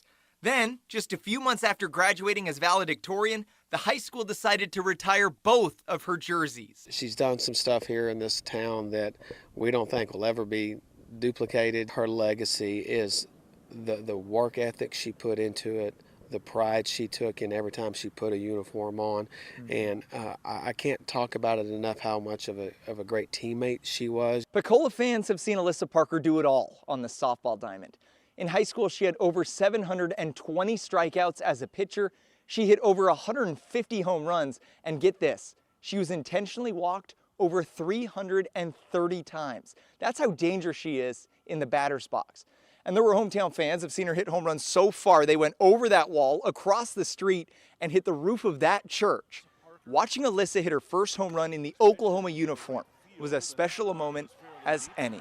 We're about to tip off in a basketball game, and I felt like I couldn't miss her first at-bat, for OU. And so when she came to the plate and she hit the home run, it was an experience that I'll never forget. It was just surreal to see the gym just go bonkers. Not only did our fans go crazy, we were playing a pretty good rival school who is Alyssa's got a lot of history with, and even their side went crazy. Alyssa is no longer the big coaches, and coming here, it's going to give me an experience of a lifetime, and it's going to make me a better player. What she's doing right now, it's only the tip of the iceberg. You're going to see a lot of really good things from that kid. Oh, we can't wait. Still to come, big weekend for the Oklahoma City Thunder. They snapped Cleveland's 7-game win streak. Yeah, they ran into the Thunder. Key players that led to the team's victory at 6.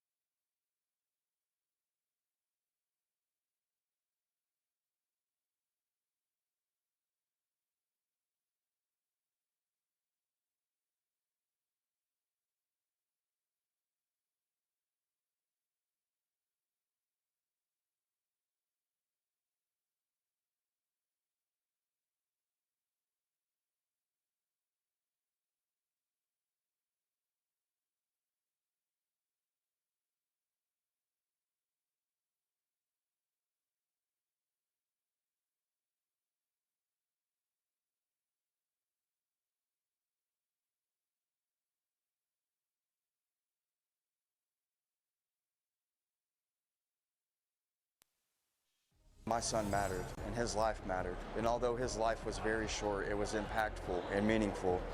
And that boy could potentially save countless others. A Metro father continuing to raise awareness after a bill in honor of his son is one step closer to becoming law. I'm Robin Marsh. Why the bill would increase awareness on fentanyl around Oklahoma children.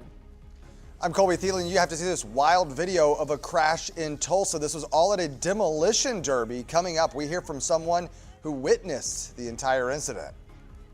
I'm Lacey Lowry. Be sure to grab the coat as you head out the door this morning. It is cold out there. When we could see a warm up and details on fire danger, it's ahead in Lacey Swope's forecast. Live from downtown Oklahoma City, Oklahoma's own News 9 starts now. Good morning, Oklahoma. 6 o'clock on your Monday. And guys, it is a cold start to start your week. Bundle up the babies out there at the bus stop this morning. Yeah, been used to it for the last few days. If you liked Saturday morning, you're going to like this morning. Even though it might be a little colder, let's talk to Lacey about it.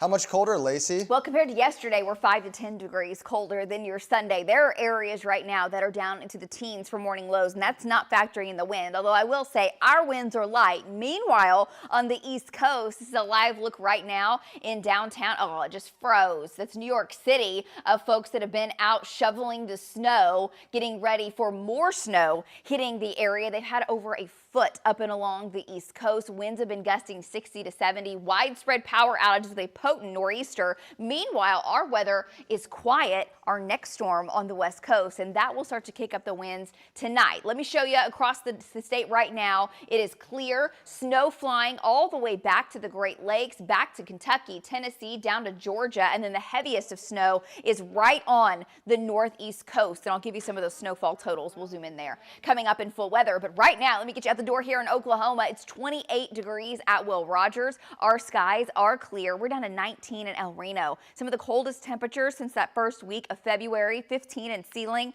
19 in Enid, 28 in Purcell. Many areas now in the teens in northern Oklahoma with a light north breeze. We'll be in the 30s, mid 30s by 10 a.m. Noon today will be in the 40s, back to the low 50s for highs, so below our average. And then tomorrow as the winds pick up, there's a narrow window between 9 a.m. and noon where we'll have high fire danger. We'll talk about what to expect with your wind timeline coming up.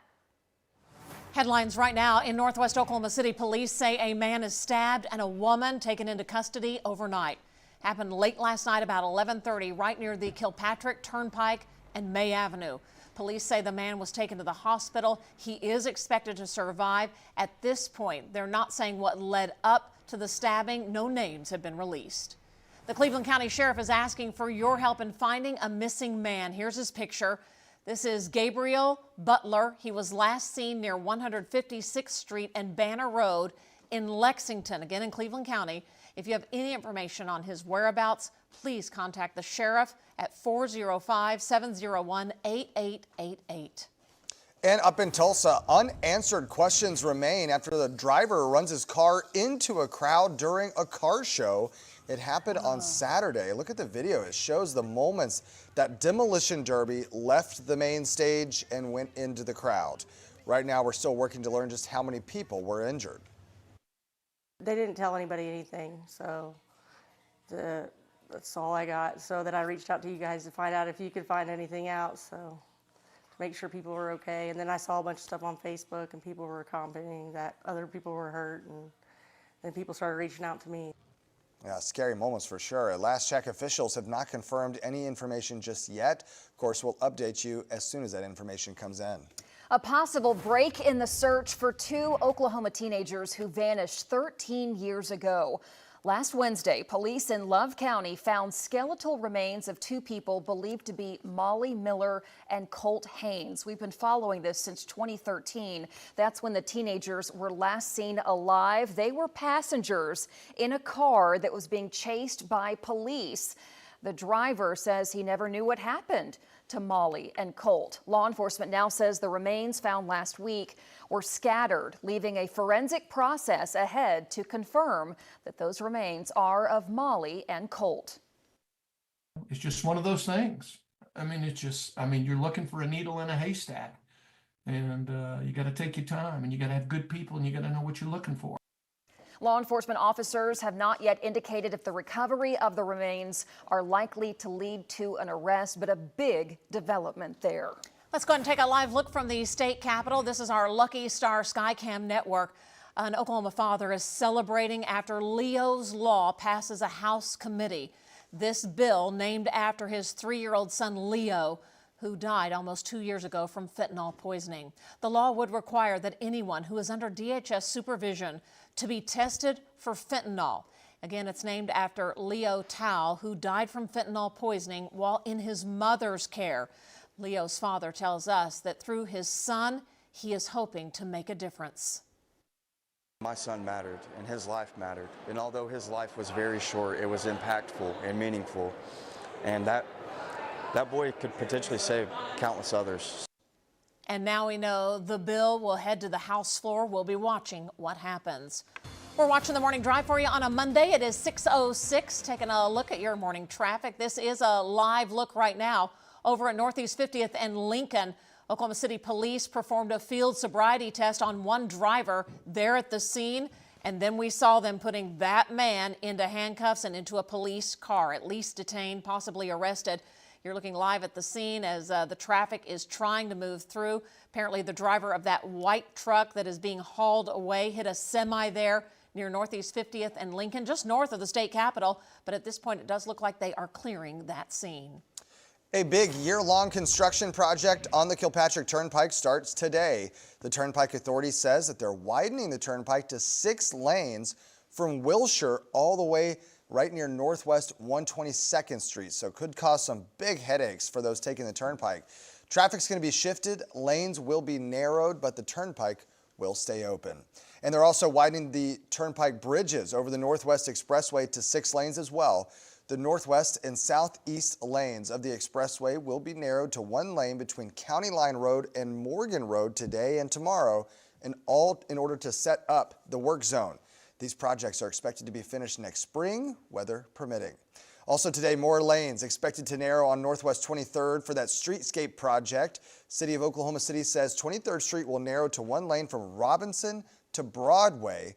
That closure is expected to last several weeks. Woo, talk about the Thunder. Way to go. Snap the Cleveland Cavaliers' 7-game win streak over the weekend. That's right. OKC beat the Cavs 121-113, and it was a home game at the Paycom Center. News 9's Thunder reporter Steve McGeehee has the recap.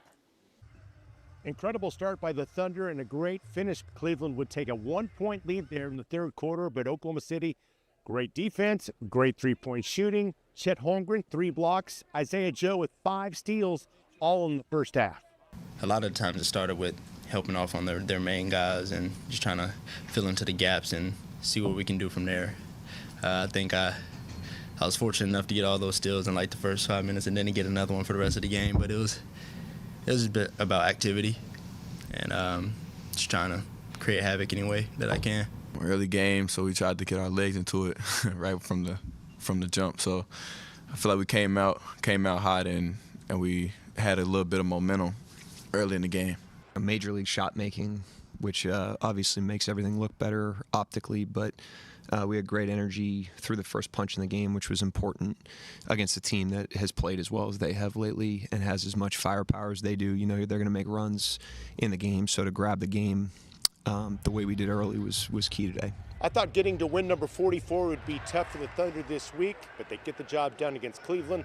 Next up at Toronto on Tuesday, at Detroit on Wednesday before they host Denver here on Friday. From Paycom Center, Steve McGeehee, Oklahoma Zone. Steve, thank you. Your time now 6:09. Taking a live look at Will Rogers International Airport this morning. Some flights may be canceled due to a major snowstorm in the northeast part of the country, New York, that area. Officials say so far more than 7,000 flights have been canceled, disrupting travel for many flyers. Minneapolis and then Minneapolis to Atlanta and then Atlanta to Jacksonville, but now there's been a misconnect. So I might be stranded in Minneapolis. In Oklahoma City, flights to and from New York have been canceled. Some airlines have already started to cancel flights into tomorrow as well, so check with your airline. We now know several states, including New York, Pennsylvania, and Massachusetts, have declared states of emergency. Look at the video right here. So much snow.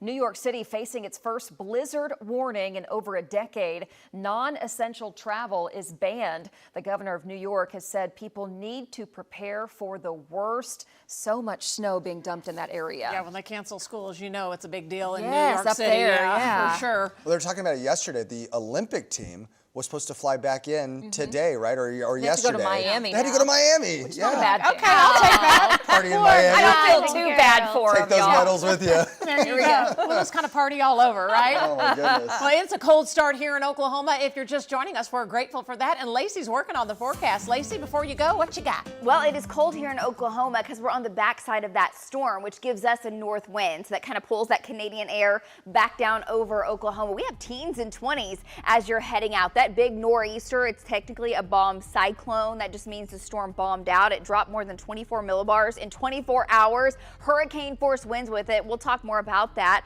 For Oklahoma, it's dropped our temperatures to the teens and 20s. Light winds, though. Sunshine and temperatures in the mid-30s by lunchtime. Now, we'll have 50s today and then fire danger tomorrow. We'll time out the wind, and your bus stop forecast is coming up. Yeah, her leg is pinned up under the dash. 1, 2, 3, 4. 1, 2, 3. Easy.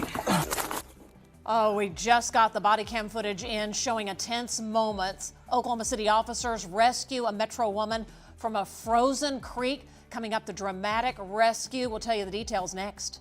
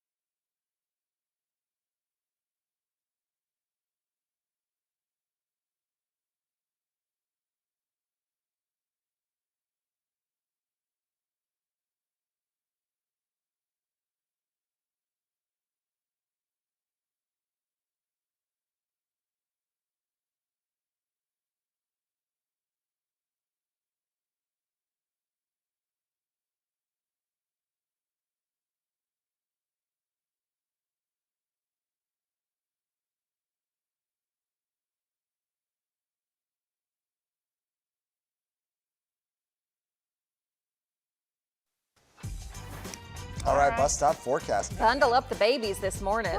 It's down to the teens, guys. I was in going to many areas. complain, and then you told me like what the rest of the country's dealing with. Right. And I was like, Go ahead and okay. complain. Now we're going to make you feel guilty, Lacey. At least we'll have 17 inches of snow. I'll give you 20 seconds on a That Monday shot morning. behind you from New York City. Hello. Yeah, what a the big story. snow. That's a huge storm system. gosh, So some of yeah. the heaviest snow, strongest winds, biggest winter storm to hit the northeast coast in about a decade now. They've had winds 60 to almost Is that 70 Times miles Square? per hour. This video right here is Times Square, and they've been out shoveling. You can see them right here. Folks are shoveling live right now the snow in Times Square. Look at some of those they put cars a travel ban. Yeah, buried they under had it. 10 to 11 inches of snow in this position at Times Square, but up and down the coast as much as 17 inches of snow. So check it out there. Very, very heavy. They'll be digging out of this for quite some time, that's for sure. But I've been watching the live reports from New York City, and they're just like, yeah, there's not a lot of traffic because there's a travel ban, and people are just kind of snowed in. Meanwhile, we're breaking daylight here in Oklahoma. Our skies are clear. Our winds are fairly light. They're getting very heavy snow on the northeast coast, and it's still continuing right now. I'll show you more on that in a second. Let me show you the bus stop forecast as you're getting the kiddos ready. They do need to layer the big winter coat this morning, the hat, the gloves for waiting. They're going to be outdoors for a while because we're teens, low 20s, but by midday we'll be in the mid 30s and then eventually into the low 50s for highs today, which is below average. But what's happening is the flow around that big storm, it's a nor'easter, is counterclockwise. That taps into Canadian air and pulls it down over Oklahoma, and that's why our temps have been so chilly in the mornings. And this morning, this is a live look on radar. There's the low winds again, 60 close to 70 right along the coast. So hurricane force winds and just round after round of heavy blowing snow. Blizzard warnings go all the way from Virginia all the way up to Maine. Hundreds of thousands of folks, of course, without power right now. The big bulk of those are New Jersey and Maryland. And these are the snowfall totals, a foot now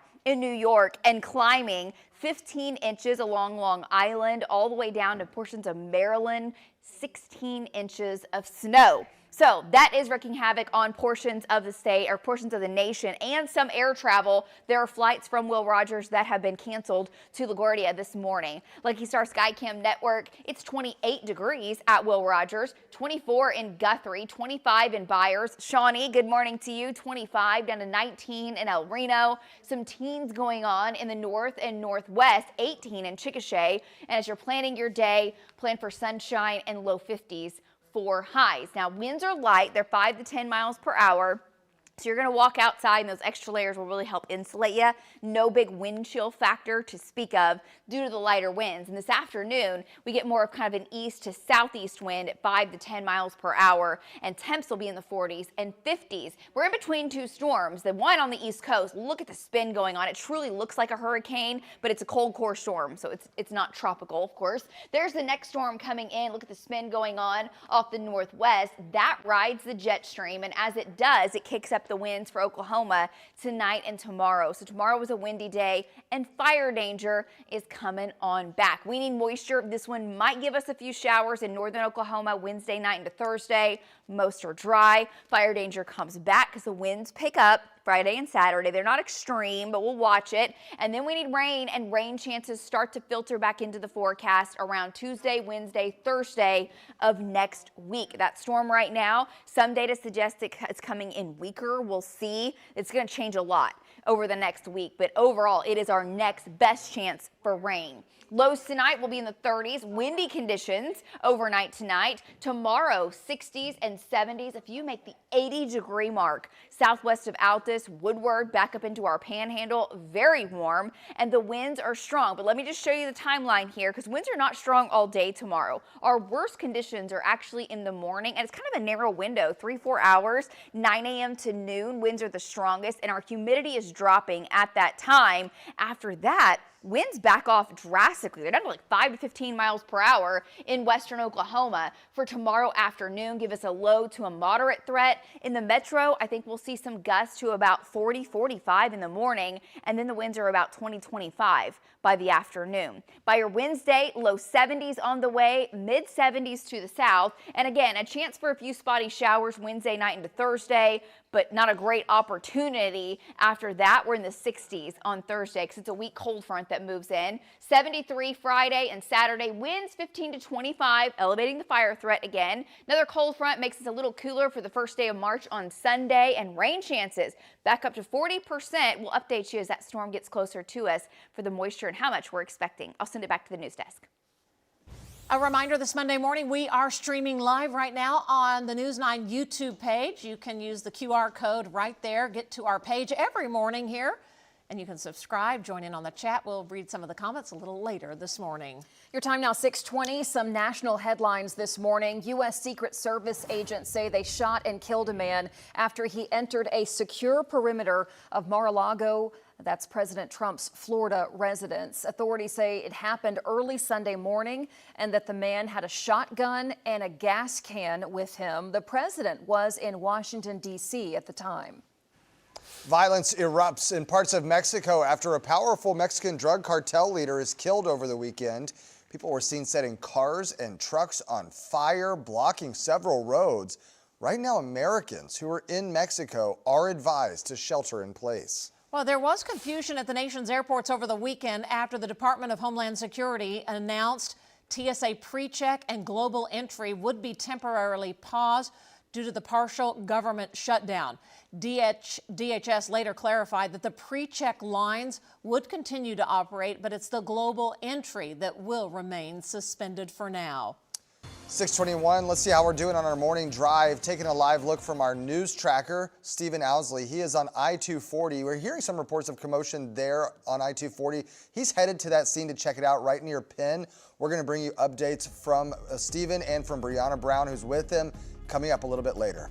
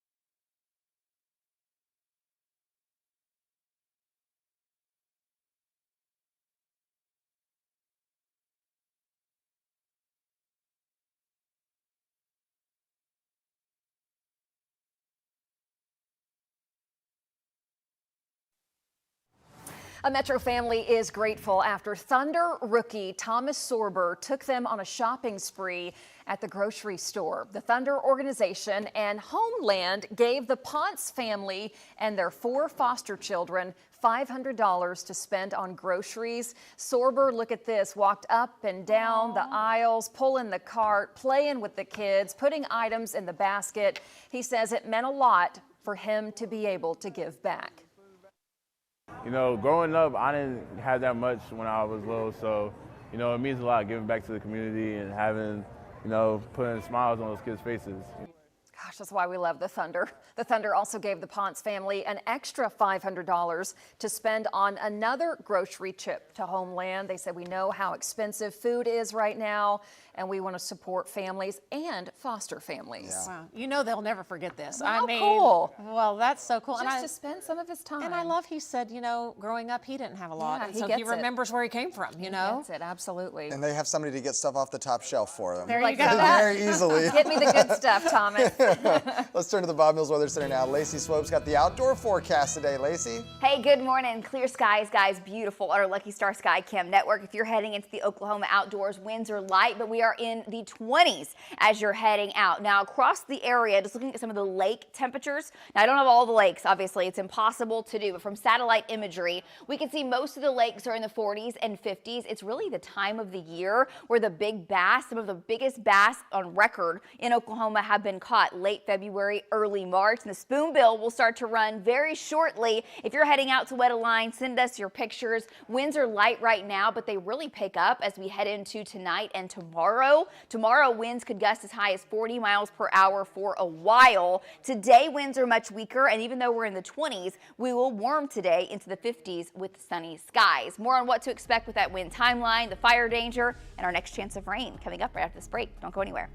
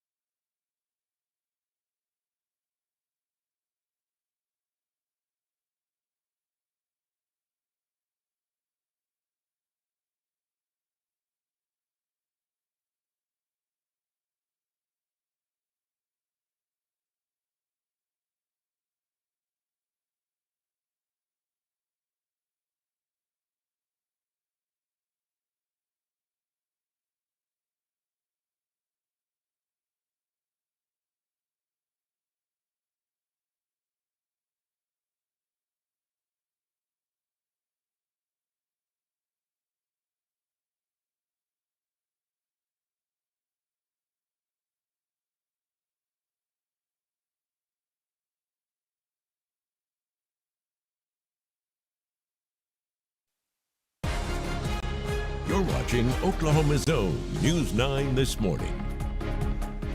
And good morning, Oklahoma. Thanks for choosing News 9. A look at some of our top stories right now. We've learned one person has died after a car crashes into an Oklahoma City pond. It happened near Northwest 122nd and Western. It was early Sunday morning. Police tell News 9 there were 4 people in the car. 3 of them made it out safely. 1 person died. The cause of the crash is under investigation. And a second child has died after being critically injured in a Lawton house fire. It happened last week. 6 children in all were inside that home. The mother also hospitalized with injuries. The father and 4 of the kids escaped safely. The cause of the fire still under investigation.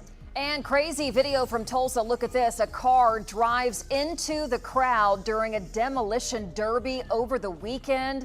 It was all caught on camera. Officials have not shared exactly how many people were hurt. Eyewitnesses said 4 or 5 people were being treated for injuries. No deaths were reported. Now the investigation into how this happened at a sanctioned event. Your time now 6:31. Also cold this morning. Ooh, grab the jacket before you head out and wrap up the babies before they head to school this morning. No doubt. Let's turn to the Bob Mills Weather Center. Lacey Swope standing by. Good morning, Lacey. Good morning. This is a live look at our Lucky Star Sky Cam network as you're getting your Monday going. Look, hardly a breath of wind. Oh, glory, laying calm in Oklahoma in February, in March. We will take it because the winds pick up tonight and tomorrow. It'll be a completely different story. We are breaking daylight now. Sunrise in about 30 minutes. Meanwhile, look at this live look in New York City. Yeah, this is near Times Square. Winds are 50, close to 60 miles per hour on the coast of New York, blowing snow. They've had over a foot of snow in New York. Some areas have had more than that with a big time nor'easter. Blizzard warnings continue from portions of Virginia all the way up into Maine. So heavy, heavy snow, blowing snow. What has that done for Oklahoma? Well, some of the flights at Will Rogers to LaGuardia have been canceled due to that storm. Meanwhile, it's given us that north wind and some of that colder air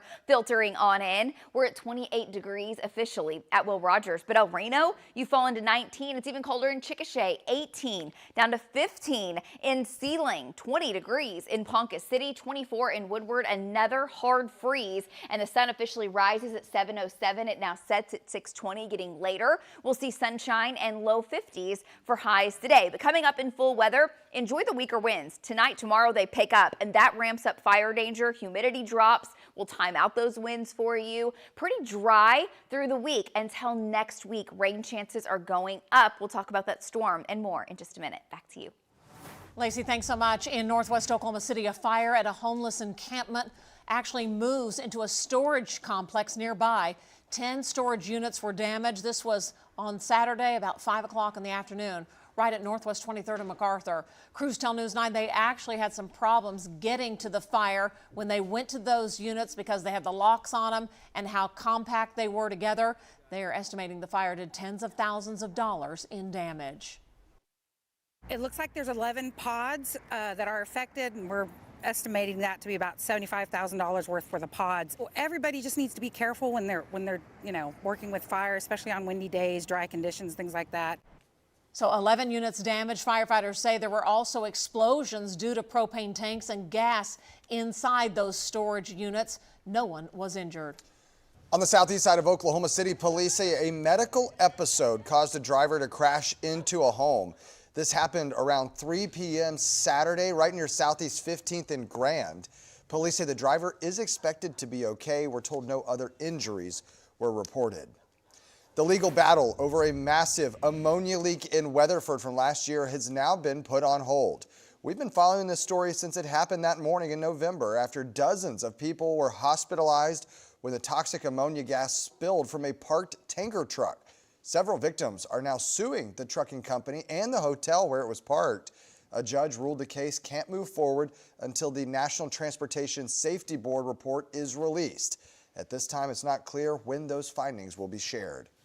All right, taking a live look this morning at your traffic. Your time now 6:35. There is some commotion near I-240 and Penn. Our news crew is out there trying to find it. Let's check in with Brianna Brown. Brianna, what's happening out there? Lacey, yes, we're here at the shopping plaza right here off 240 and Penn where the Hobby Lobby is, and there's several unmarked vehicles here. It seems like they're looking for someone. Now, we heard over scanner traffic, nothing confirmed, but sounds like this might be a suspect. search. We're still trying to get some more information, but what I can tell you is I've seen several unmarked vehicles. I've seen law enforcement that are armed and have vests on. I haven't seen any, it doesn't say Oklahoma City Police or OHP on their vest. I'm assuming this may be ICE. We don't have this confirmed yet, but they are searching the trash cans back here in this plaza. It looks like they are looking for someone. We're still working to get some more information, but I can tell you I've seen maybe 5 or 6 unmarked vehicles here just in this area so far this morning. Again, this is off 240 and Penn. Looks like they are looking for someone.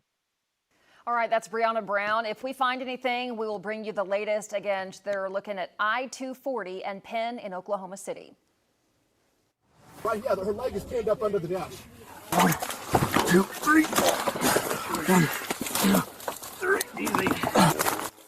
An incredible rescue caught on camera by Oklahoma City police. We've had to blur a few parts of this, but basically officers jumped into action when a woman crashed into a frozen pond. Look at that. In southwest Oklahoma City. She was underwater. It happened back on January 28th, Southwest 49th and Sarah Road. Officers were able to get in the water, free her. She was then treated at a hospital, but it just shows you how scary it was and how quickly the officers and some good Samaritans jumped in to help. Boy, time was of the essence there, too, to save that woman's life. And thank you so much to those police officers and nearby people that helped in. We had reported on the incident happening, but now to see the video that goes along with it just takes your breath away. That one image alone with the car upside down in the creek bed. She was like jammed under the wheel well because it crashed and everything, and then the water was rushing through. And first responders do so much, and they see so much more than we could ever know. You're exactly right. All right, we're talking a cold start to the morning here for your Monday morning. Back to the work week, back to school for everyone. Kind of a good wake-up call, I guess, Lacey. Yeah, this time 1 week ago, we were close to record highs, guys. 70s and 80s. Lows were in the 50s. This morning, teens and 20s. Wow. So a week later, of course, we are back to winter. You want the big coat. You want to bundle up. What we need is moisture. And here in the Bob Mills Weather Center, we're watching 2 storms. The first one gives us wind tomorrow, might bring a few showers come Wednesday night and Thursday. Some data a little more aggressive with the rain. Right now, we're calling it some spotty showers Wednesday night into Thursday. We'll detail that. More rain next week. That and more coming up right after the break.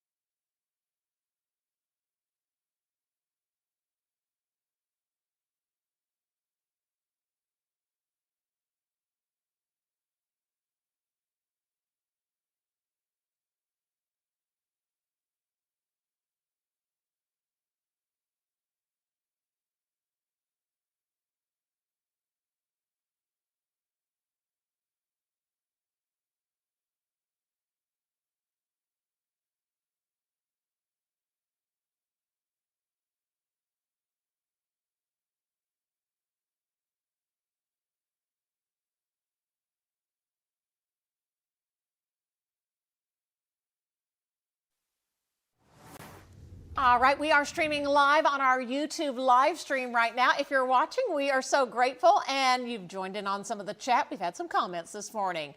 In fact, James Manter says, good morning from Columbus, Ohio. Wow. Hey, well, James. Mr. James, we're glad you're watching here He in just OKC. really likes those OKC headlines. That's okay, okay.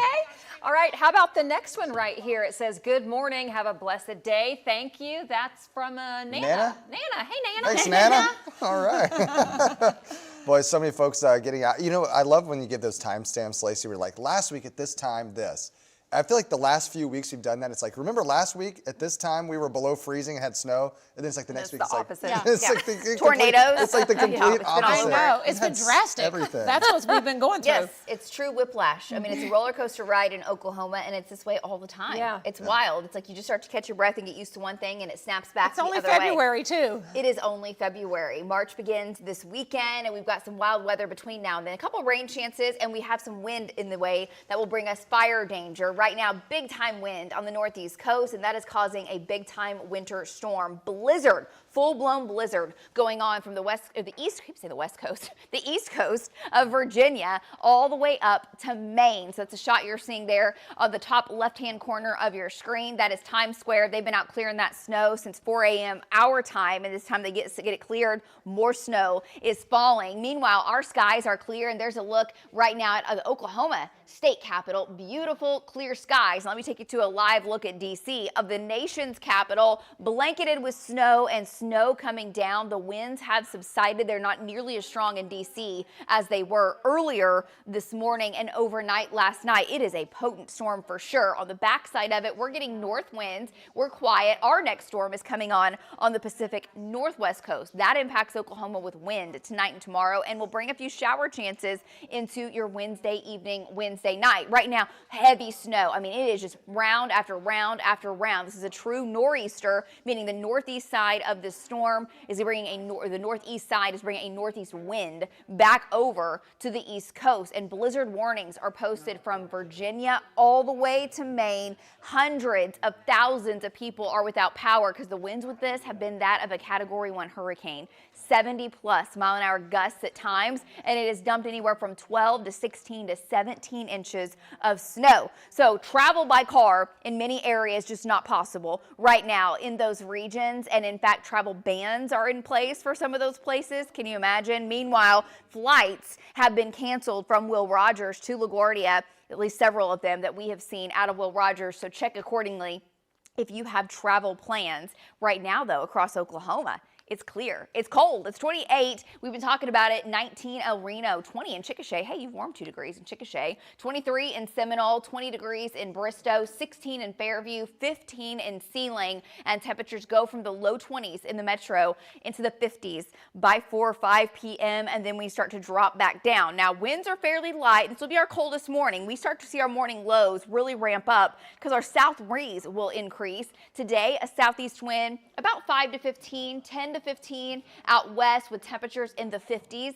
for highs today. And we have to watch our next storm. So there's a swirl and the spin. That's going to ride the jet stream and come on in, creaking up our wind. Meanwhile, the big nor'easter, the big cyclone off the east coast, which by the way, isn't that just fascinating how it's pulling in the air all through the plains and feeding up into it. Just amazing watching the mid-levels and upper levels of the atmosphere. For Oklahoma, dry and windy. So as this next storm approaches, that's going to ramp up fire danger tonight, tomorrow morning especially. Slight chance of rain on Wednesday. Fire danger returns into your Friday, your Saturday, but not extreme. Last week was crazy. Last week was some of those extreme-like conditions. We call it extreme because it didn't happen all the time. If it happened all the time, that would not make it an extreme category. So I think that word gets overused a lot and people just become sensitized to it. But we're going to see winds that are 15, 25. So moderate to maybe at times high fire danger this week. Tonight, winds do pick up 15 to 25, and then tomorrow,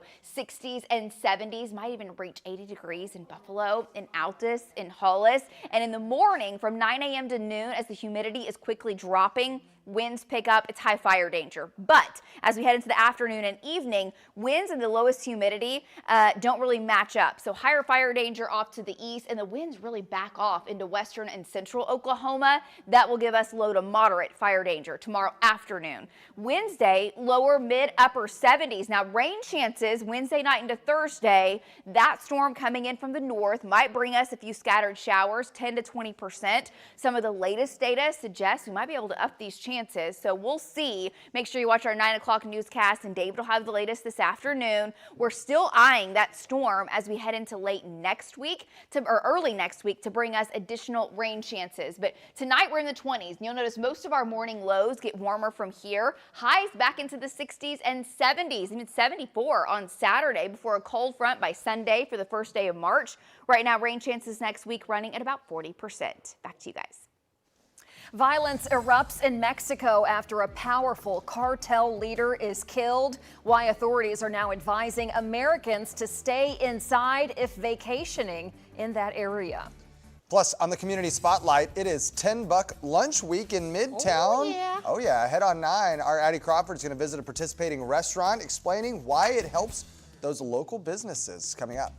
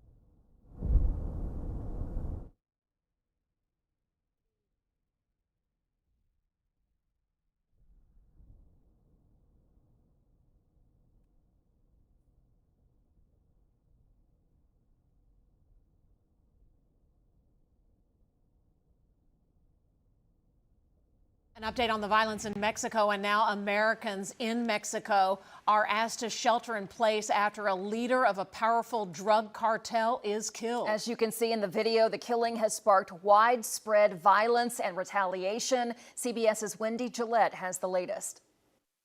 Heavy smoke rose from several fires set in the city of Puerto Vallarta after the head of a Mexican drug cartel, 59-year-old Nemeso Rubino Seguero Cervantes, also known as El Mencho, was killed. The city's pretty much all shut down. The U.S. State Department warned Americans to stay inside.